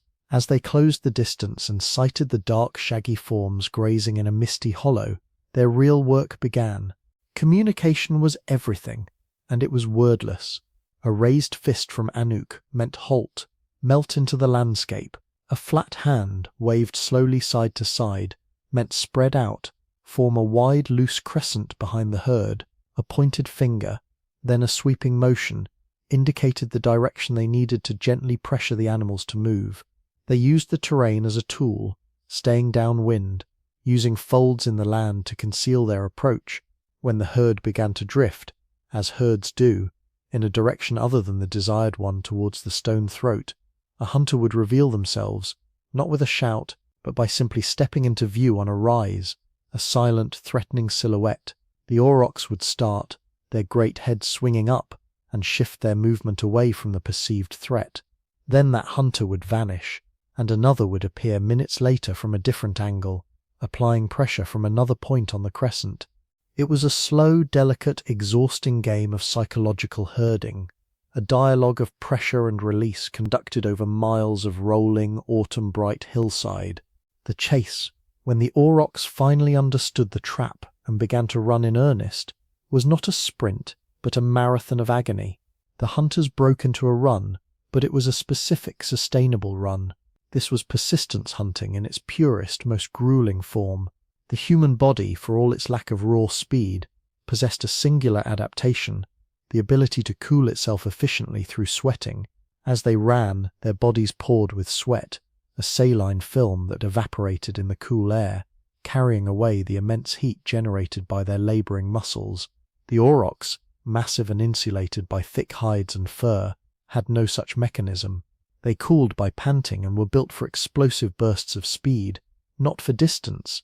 The hunter's strategy was to keep the herd moving, to prevent them from stopping to rest and dissipate their heat. They harried them, always present, always pushing. The physiological demands were extreme. The hunters' hearts hammered against their ribs. not in frantic panic but in a powerful, rapid rhythm designed to deliver oxygenated blood to screaming muscles. Their breathing was deep and controlled, diaphragms pumping like bellows. They ran on the balls of their feet, their Achilles tendons and arched feet acting as springs, storing and releasing elastic energy with each stride to conserve precious calories. Their bodies metabolized fat stores and any remaining glycogen with ruthless efficiency, the slow-burning energy of their acorn-fed summer now being spent in a single monumental withdrawal. The ache was total, a fire in the lungs, a molten lead feeling in the thighs, a tremor in the shoulders from carrying their spears. But they did not stop. They drank from their water skins on the move, splashed their faces at stream crossings. They were machines of pursuit, their minds narrowed to a single point, the lumbering dark forms ahead, the slow inevitable victory of thermodynamics. Hours passed, the sun climbed and began its descent. The aurochs were flagging, their runs became shorter, their pauses longer and more desperate, their mouths gaping, tongues lolling, sides heaving. The hunters, drenched in sweat and caked with dust, were also at their limit, but their limit was further. They were running on will now, on the collective intention of the band, on the knowledge of the winter that awaited a failure. They had harried the herd, as planned, toward the stone throat. As the cliffs loomed ahead, the old bull, sensing the trap, tried to turn, to break back through the crescent of hunters. This was the critical moment. Auroch, his vision speckled with exhaustion, saw the shift. He did not have breath to shout. He simply raised his spear high above his head, a stark signal against the sky. On the far side of the herd, Kale saw it. He and Tor broke from their positions, not towards the bull, but on a diagonal sprint to cut off its retreat. They ran with a final, agonizing burst, their bodies protesting, and planted themselves in the bull's path, spears leveled. The bull, enraged and overheating, hesitated. That hesitation was enough. Wren and Finn, from the other side, applied pressure, yelling now, their voices raw, throwing stones to drive the herd forward into the mouth of the defile. The aurochs, confused and exhausted, funneled into the narrow passage, the cliffs rising on either side. The end, in that confined space, was swift and collective. It was not a heroic single combat, but the culmination of the long shared effort. The hunters closed in, their spears finding their marks in the overheated, vulnerable flanks of the lead animals. The great beasts bellowed, a sound that echoed off the stone walls, and then fell, their immense weight shaking the ground. The old bull was the last, turning at bay, but its charge was a slow, stumbling thing, easily sidestepped by Auroch, who drove his spear deep into its neck. Silence descended, broken only by the hunter's ragged, sobbing breaths and the slow drip of blood on dry leaves. They stood, trembling with fatigue, their bodies hollowed out and buzzing with spent adrenaline. The hunt was over. They had asked everything of their bodies, of their cooling systems, their cardiovascular endurance, their muscular resilience, their mental fortitude, and their bodies, shaped by countless generations of such demands, had answered. They had outlasted the mighty aurochs not with strength but with stamina, with the ability to shed heat and sustain a punishing pace across half a day and a dozen miles. As they knelt by their immense prize, the scale of it almost incomprehensible, their exhaustion was laced with a deep humbled awe. The last great hunt had demanded everything, and in the gathering autumn twilight, surrounded by the proof of their endurance, they knew the coming winter would now be faced not with lean desperation, but with the profound fatty abundance earned by the long, sweaty, silent chase. Asterisk. Asterisk. Chapter 10. The Feast and the Frost. Asterisk. Asterisk. The aurochs lay in pieces, a mountain of dark meat, glistening fat, and massive bone, transformed by days of careful butchering. The air in the sheltered camp below the stone throat, now the band's temporary home, was thick with the smells of roasting and rendering, a rich greasy perfume that seemed to push back against the deepening cold. This was the final, grand celebration before the world tightened into winter's fist, a deliberate, nutrient-dense loading of their physical vessels. The feast was not merely about satiation, it was a targeted, physiological preparation, an emphasis on the most potent parts of the great beast. The organ meats were treated with particular reverence. The liver, a vast burgundy slab heavy as a river stone, was divided first. It was eaten nearly raw, sliced thin, and consumed immediately by the hunters and the elders. Its taste was intensely mineral, ferric and deep, its texture creamy yet dense. The narrator would explain how this organ was a living storehouse, a powerhouse of vitamin A for vision and immune function, of iron for oxygen-carrying blood cells, of B vitamins for energy metabolism and neurological health. It was a direct infusion of vitality, rebuilding reserves depleted by the long chase. The heart, a thick muscular globe, was roasted slowly on hot stones. Its meat was tougher, leaner, but packed with coenzyme Q10 and other compounds essential for cardiovascular strength, a fitting tribute to the engine that had driven both predator and prey. The brain, carefully extracted from the shattered skull, was a soft grey-white custard. It was mixed with rendered fat and dried herbs into a rich paste, shared sparingly. This was food for thought. Literally, the dense concentration of omega-3 fatty acids, phospholipids and cholesterol would directly support the integrity of their own neural tissues, the very seat of the planning and cooperation that had made the hunt possible. As the feast progressed, a subtle shift occurred in the world beyond the firelight. The afternoon sun, which had shone with a weak brass-yellow clarity, vanished behind a lid of uniform leaden cloud. The wind, which had been a constant sighing presence, dropped to an eerie stillness. The air itself changed texture, turning sharp and crystalline, each inhalation a slight shock to the nostrils. The warmth from the fires and the steaming meat seemed to cling to the ground in a defiant bubble, while the cold above pressed down, growing heavier by the hour. People ate with focused intent, their bodies warm from within by the flood of calories and nutrients, the high-quality proteins repairing muscle micro-tears from the hunt, the fats building subcutaneous layers for insulation, the vitamins and minerals catalyzing 1,000 metabolic processes aimed at storage and resilience.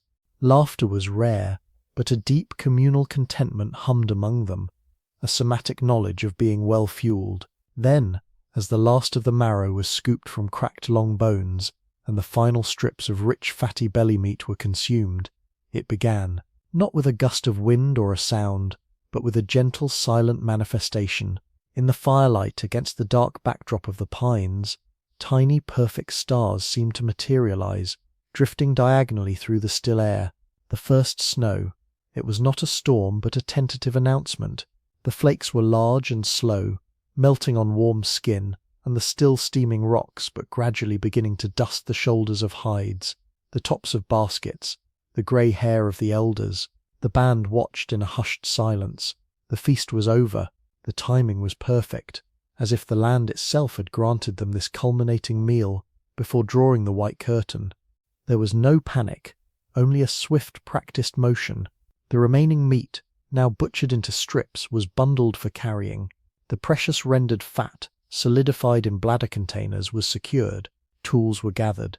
The fire was carefully extinguished, its ashes scattered. With bodies strengthened by the season's incredible variety, from spring's bitter greens to summer's river minerals, from the quick sugar of honey to the slow carbohydrates of acorns, and now crowned with the dense fatty wealth of the aurochs, they turned their backs on the open valley.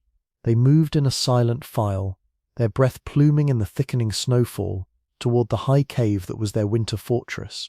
Reaching the familiar mouth as true twilight descended, they found the world transformed.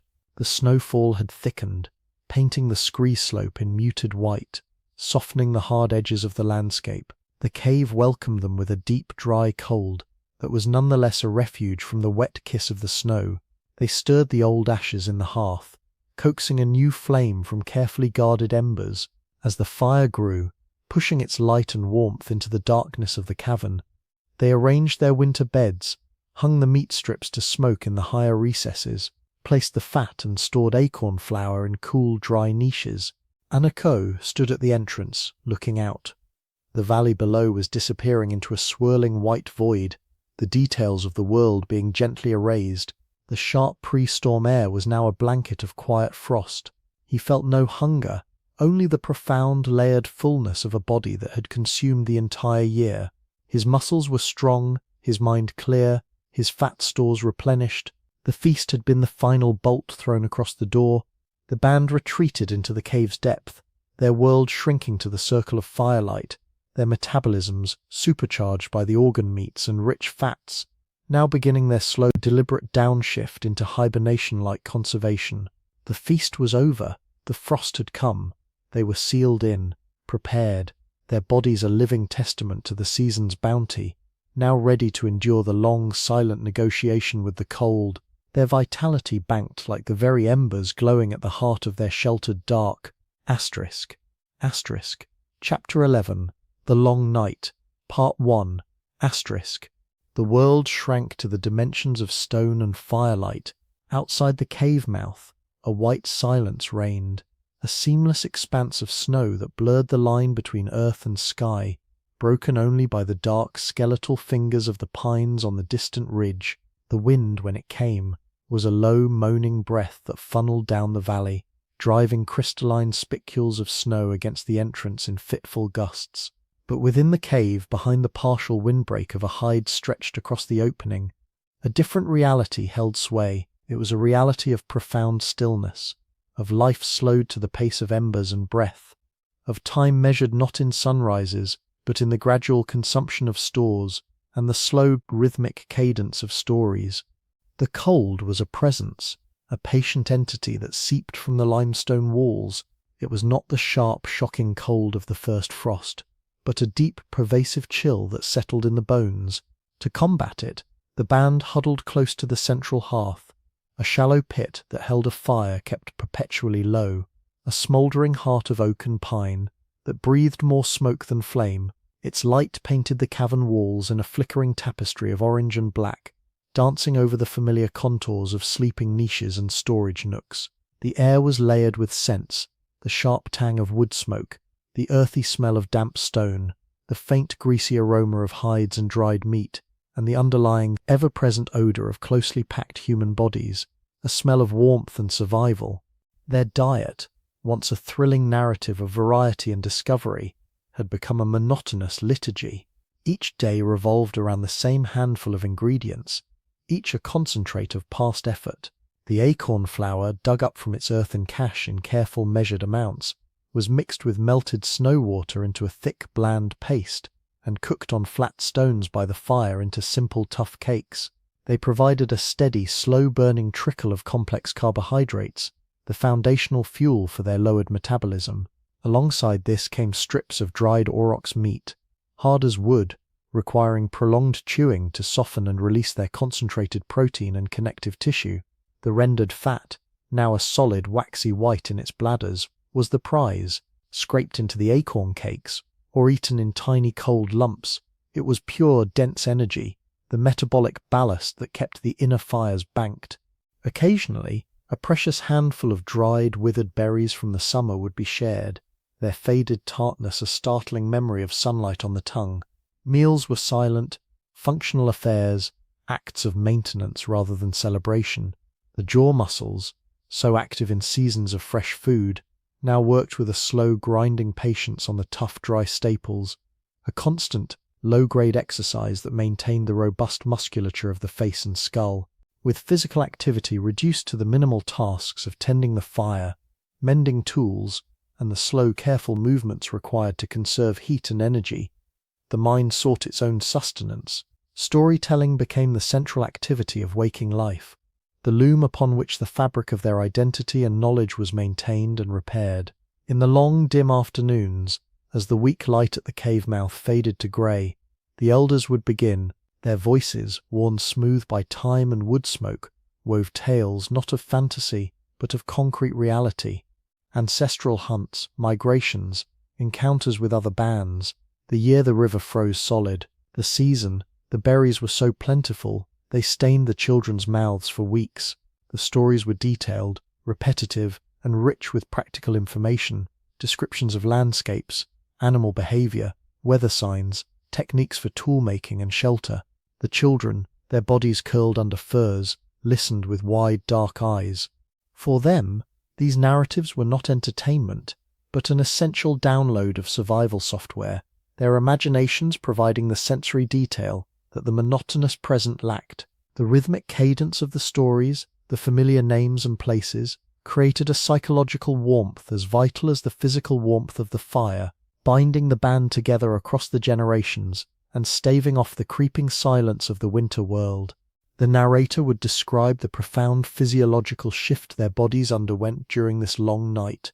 Their metabolisms, once roaring furnaces stoked by the demands of the hunt and the harvest, had dialed down to a quiet pilot light. The ample fat stores accrued from the autumn's aurochs and the careful consumption of rendered fat were now their primary fuel. The body became a master of conservation, slowing the heart rate slightly, reducing unnecessary movement to a minimum, prioritizing the maintenance of core temperature and vital organ function. Muscle tissue was preserved, catabolized only in extreme scarcity, thanks to the steady protein from the dried meat. This state was not one of sickness, but of efficient hibernation like torpor, a deep, energy-saving mode that was the direct result of their seasonal feasting. Yet, even in this state of conservation, specific needs whispered. Vitamin D, the sunshine vitamin crucial for calcium absorption and bone health, became a scarce currency. With the sun a weak, low arc barely grazing the snowfield outside for a few scant hours, its UV rays were too feeble to synthesize the vitamin in their skin. Here, their diet provided a rare, crucial intervention.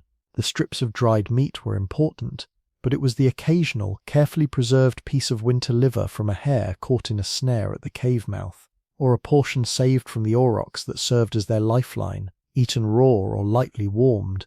This organ meat was a potent source of preformed vitamin D, a direct infusion that maintained the integrity of their skeletons, preventing the subtle softening of bones that could lead to weakness and pain. These liver meals were infrequent, ritualistic, understood on a bodily level as medicine, combined with the scant milky sunlight that sometimes, on a clear day, would penetrate a few feet into the cave mouth. It was just enough. They would sit in that sliver of light, faces turned toward the brightness, their skin drinking in the feeble radiation, a silent symbiotic ritual with the absent sun. Thus the long night was not a period of emptiness, but of deep interior richness. It was a time of bodily conservation and mental expansion, of relying on the literal and metaphorical stores of brighter days. The cave was a vessel of life in a sea of white stillness, its rhythm dictated by the crackle of the fire, the grinding of teeth on hard food, and the rise and fall of ancient stories.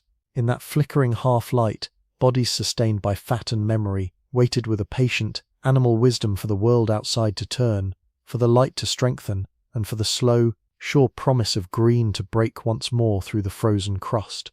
Asterisk. Asterisk. Chapter 11, The Long Night, Part 2. Asterisk. Asterisk. The stillness of the deep cave, a sanctuary of conserved energy and murmured stories, was first broken not by a sound, but by a change in the quality of the air. The ever-present wood smoke, usually a sharp, clean scent of pine and oak, began to carry a new damp note, the smell of congested breath, of feverish skin, of bodies turning inward to fight an unseen invader. It began with the child, the boy who had lost his tooth in the spring. He grew listless, his usual quiet fidgeting replaced by a heavy lethargy. His skin, when his mother touched his forehead, was dry and hot as a sun-baked stone. Then, a dry, hacking cough echoed from his sleeping niche, a sound that seemed to claw at the quiet. Within days it spread, first to another child, then to Wren the hunter, then to an elder. A respiratory sickness had found its way into their close, warm world, a creeping shadow in the long night. The illness manifested as a deep, rattling congestion in the chest, a fever that burned through their precious fat stores, and a profound weakness that made even sitting up by the fire a labor. The cave, once a place of patient waiting, became an infirmary. The healthy moved with a new anxious purpose, tending the fire more diligently, melting snow for water, helping the sick to drink. The coughing fits were the worst, tearing through the stillness, leaving the sufferer gasping and exhausted. In the flickering light, faces glistened with sweat, or were drawn tight with chills. The sickness was a thief, stealing the hard-won comfort of the season, reminding them that the balance of life was perpetually fragile. Anuk, though weary himself, moved among the sick, His knowledge, like that of all his people, was not of germ theory, but of pattern and plant. He remembered the seasons when such sickness had come, and what had been done. He recalled the sharp, clean scent of pine needles steeping in hot water, the pungent aroma of wild thyme. These were not cures in the modern sense, but supports, gentle interventions honed by generations of observation. He directed the healthy members to gather from their small, carefully kept stores of dried herbs, kept in pouches of woven grass for precisely such times. There was a bundle of pine needles, foraged from the sun-facing slopes in late autumn, their resins preserved. There were twigs of thyme, its tiny leaves still holding a ghost of their summer pungency. Water was heated in a hide bag by placing hot stones from the fire into it, a slow, careful process. Into this steaming water, Annika crumbled the pine needles and thyme. Almost immediately, a powerful aromatic steam began to rise, filling the air with a scent that was both medicinal and comforting, a breath of the sun-washed, wind-swept slopes invading the sick-room gloom. This infusion was not drunk in great quantities, but sipped slowly, its warmth spreading through congested chests. For those racked with coughing, the steam itself was a relief.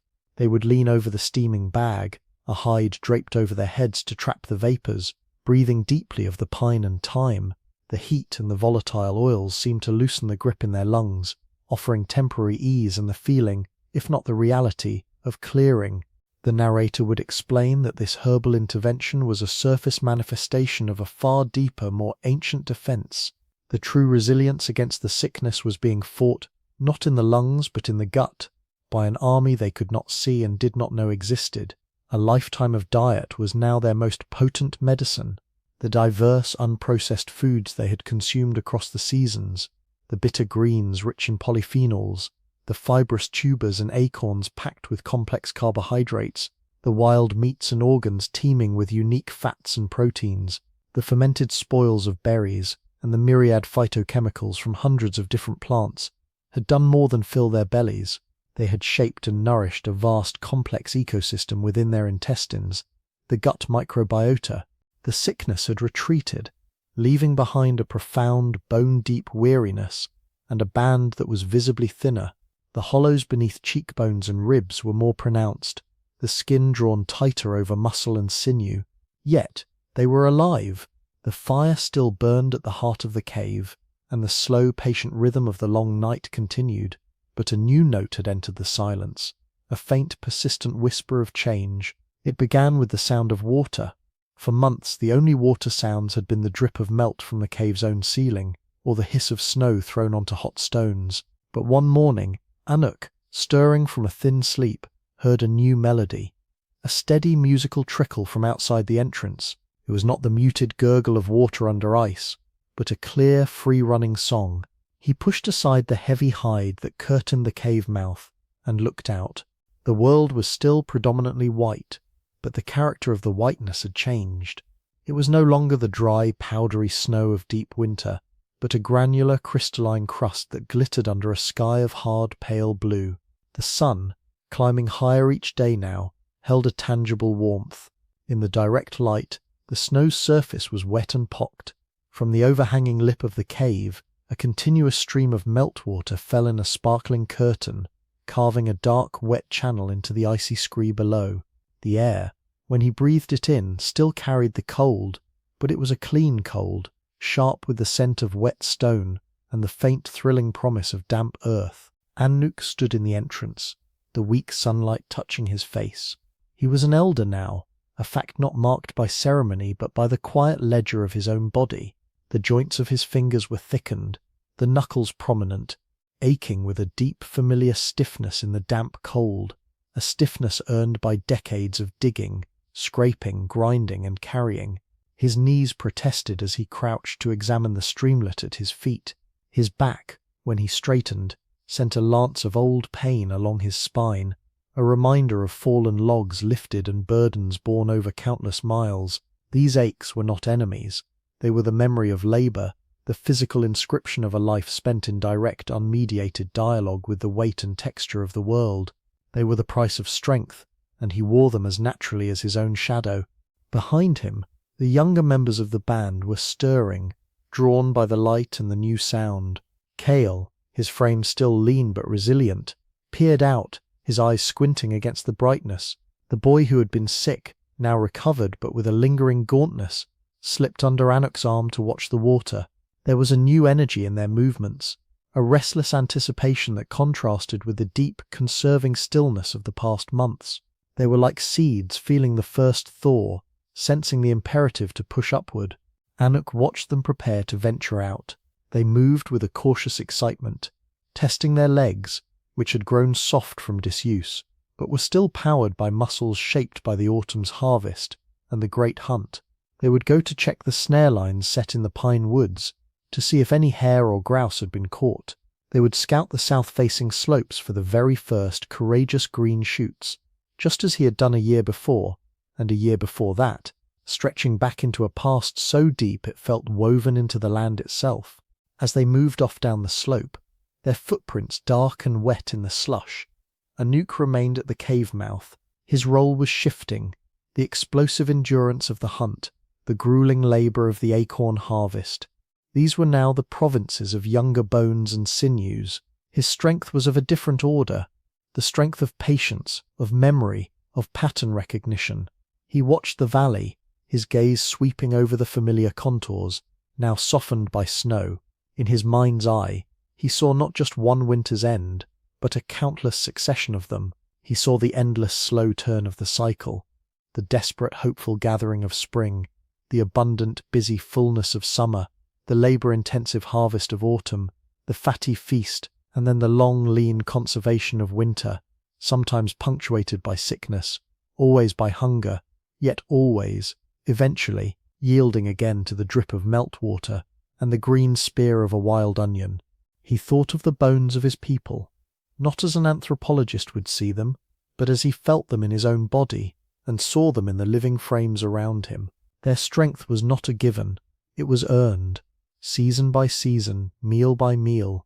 The density of their bones, the thick clavicles, the robust femurs came from a lifetime of loading, from carrying baskets of acorns, haunches of deer, poles laden with meat, from the impact of walking and running over uneven ground, mile after mile, year after year. The very architecture of their skeletons was a response to constant moderate stress, a calcified record of work done. And their teeth. He ran his own tongue along the line of his molars, feeling the familiar worn flats. He thought of the child's tooth lost in the spring, and the strong, straight teeth that were emerging in the band's children. Their teeth were not crooked, not crowded. They were aligned, with broad arches that spoke of jaws developed by a childhood of chewing tough, fibrous foods. Their teeth met in a way that allowed for the grinding of tubers, the tearing of meat, the crushing of nuts, the constant abrasive action of grit from unwashed roots, and the sheer mechanical demand of their diet wore the teeth down. Yes, but it also kept them clean, strong, and properly seated. The straightness was a side effect of constant hard use, a testament to a diet that demanded vigorous, lifelong mastication. This was the slow, invisible work of the cycle. It was not just about survival from one season to the next. It was about the gradual, imperceptible sculpting of a people. Each period of famine tested their metabolic efficiency, teaching their bodies to burn fat cleanly and conserve muscle. Each period of feast, especially the fatty, organ-rich feasts, built reserves and infused them with the dense nutrients that supported brain function, immune resilience, and reproductive health. The variety itself, the bitter compounds, the fish oils, the plant minerals, the animal fats, acted as a broad-spectrum tuning mechanism for their entire physiology, shaping a gut flora that could handle anything, and an immune system that was adaptable and robust. The band was thinner now, but they were not diminished. They were tempered. The sickness had burned away some of their fat, but it had also reinforced the resilience built into them by their diet. The younger ones venturing out carried within them the stronger bones, the straighter teeth, the more efficient metabolisms that were the legacy of all the cycles that had come before. They were the product of the lean days and the feast days, the long walks and the hard grinding, the river's bounty and the forest's hidden honey. Auroch felt the sun's warmth truly reach his skin, a sensation forgotten during the long night. The ache in his joints was still there, a deep rhythmic throb that was part of him. It was the echo of the labour that had, in turn, built the frame that now ached. There was a profound symmetry to it, a circle without end. He knew that his own time within the cycle was growing shorter, that his steps would soon cease to mark the thawing earth. But as he watched the dark, small figures of the younger generation disappear into the glittering landscape, he felt no sorrow, only a deep, quiet continuity. They were made of the same stuff, the same strengthened bones, the same straight teeth, the same patient, hungry hearts. They were the cycle turning, embodied. The thaw had come. The work of the world was beginning again, and the people, sculpted and tempered by its eternal rhythm, were ready to meet it, just as they always had, and just as they always would. Asterisk. Chapter 13. Epilogue. Seeds in the soil. Asterisk. The lamplight was a small, warm sun in the vast desert of the laboratory night. Dr. Aris's hands, now bare of their latex sheaths, rested on the closed cover of her lab notebook. The steel table before her was empty, the eloquent bones carefully returned to their archival trays. The silence of the deep night was complete, broken only by the distant mechanical sigh of the building's climate system. Yet the quiet in the room felt different now, no longer sterile, but inhabited by echoes. She did not need to look at her notes. The story was no longer a hypothesis to be proven, but a lived experience witnessed in the mind's eye, translated from the silent language of bone and sediment. She had followed Anuc and his band through the entire grinding, glorious turn of their year. She had felt the grit of spring soil under her own imagined fingernails, tasted the explosive sweetness of stolen honey, endured the hollow ache of the lean days, and known the deep fatty satiety of the autumn feast. She had shivered in the cave's winter dark and felt the profound relief of the thaw's first trickle of meltwater. The journey from specimen to story was complete. Leaning back in her chair, she let the narrative synthesize itself, not as a list of adaptations, but as a single coherent truth. The human form, this marvel of bipedal engineering and cognitive fire, was not a preordained blueprint. It was a sculpture, and the primary chisel had been food.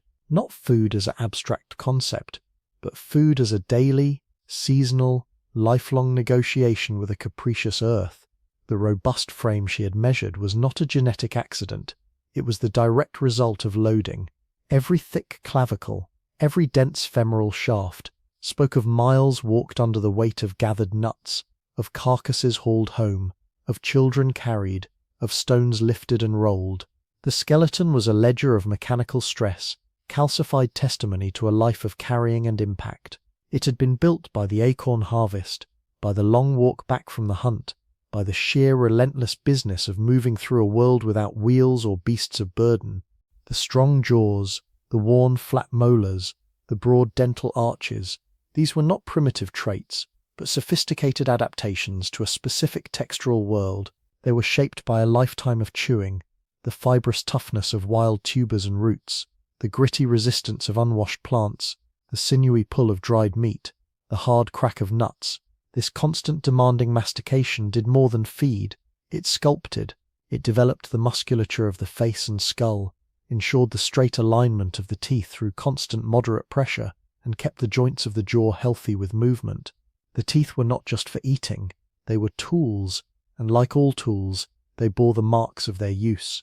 And then there was the engine within, the efficient gut, capable of extracting sustenance from a staggering variety of sources, from bitter leaves to fatty marrow, from starchy acorns to chitinous crayfish, was a testament to dietary diversity. This was not a system designed for monotony. It was a flexible, robust processor honed by inconsistency. The seasons of plenty had taught it to store energy as fat. The seasons of scarcity had taught it to burn that fat cleanly, to conserve muscle, to downshift its metabolic rate with the precision of a master mechanic. The gut's unseen inhabitants, the vast microbiota, were a direct mirror of the external landscape, a living repository of every plant compound, every unique fiber ever consumed. This internal wilderness regulated immunity, tempered inflammation, and turned indigestible matter into vital nutrients. Resilience was not a single organ or hormone. It was this entire complex fermented ecosystem, built one foraging trip, one shared meal at a time. The brain, that hungry 3-pound universe, had been shaped by this same erratic bounty. Its development was fueled by the dense omega-rich fats of fish and marrow, its electrical pathways insulated by the same, its cognitive capacities, the planning for the acorn cache, the coordination of the aurochs hunt, the memory of the honey guide's call, were not just genetic potential, they were physiological outcomes. They were made possible by the steady glucose from complex carbohydrates and the sudden illuminating bursts of energy from rare concentrated sugars.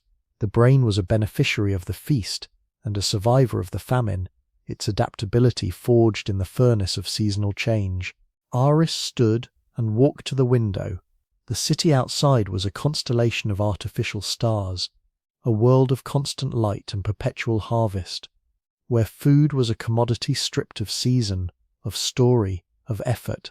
Yet, as she looked at her own reflection faintly superimposed on the glass, she knew the ancient rhythms were still there, echoed in the quiet substrate of the hidden diet of Stone Age humans.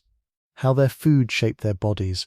Vertical bar, history for sleep, body. The tendency to store fat when calories are abundant. The metabolic efficiency that can be triggered by intermittent fasting. The jaw that aches from disuse. The gut that thrives on fiber and variety. The brain that seeks both fatty satisfaction and sweet reward. These were not flaws or atavisms. They were living fossils, physiological memories. They were the seeds of Aurochs' world, still buried in the soil of modern biology, quietly influencing health, appetite, and well-being in a world their own dietary logic never imagined.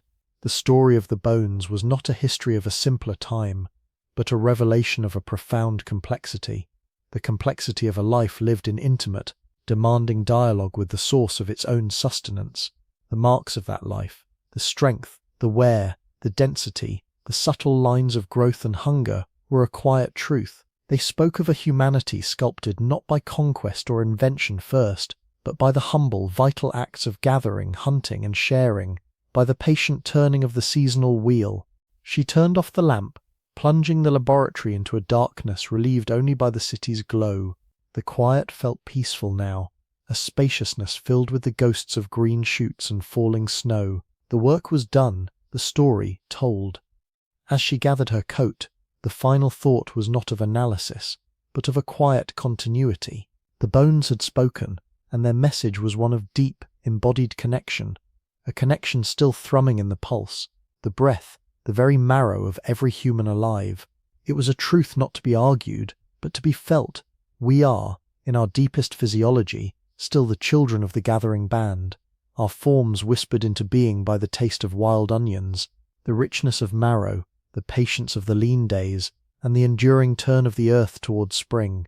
A quiet truth, indeed, to drift to sleep upon.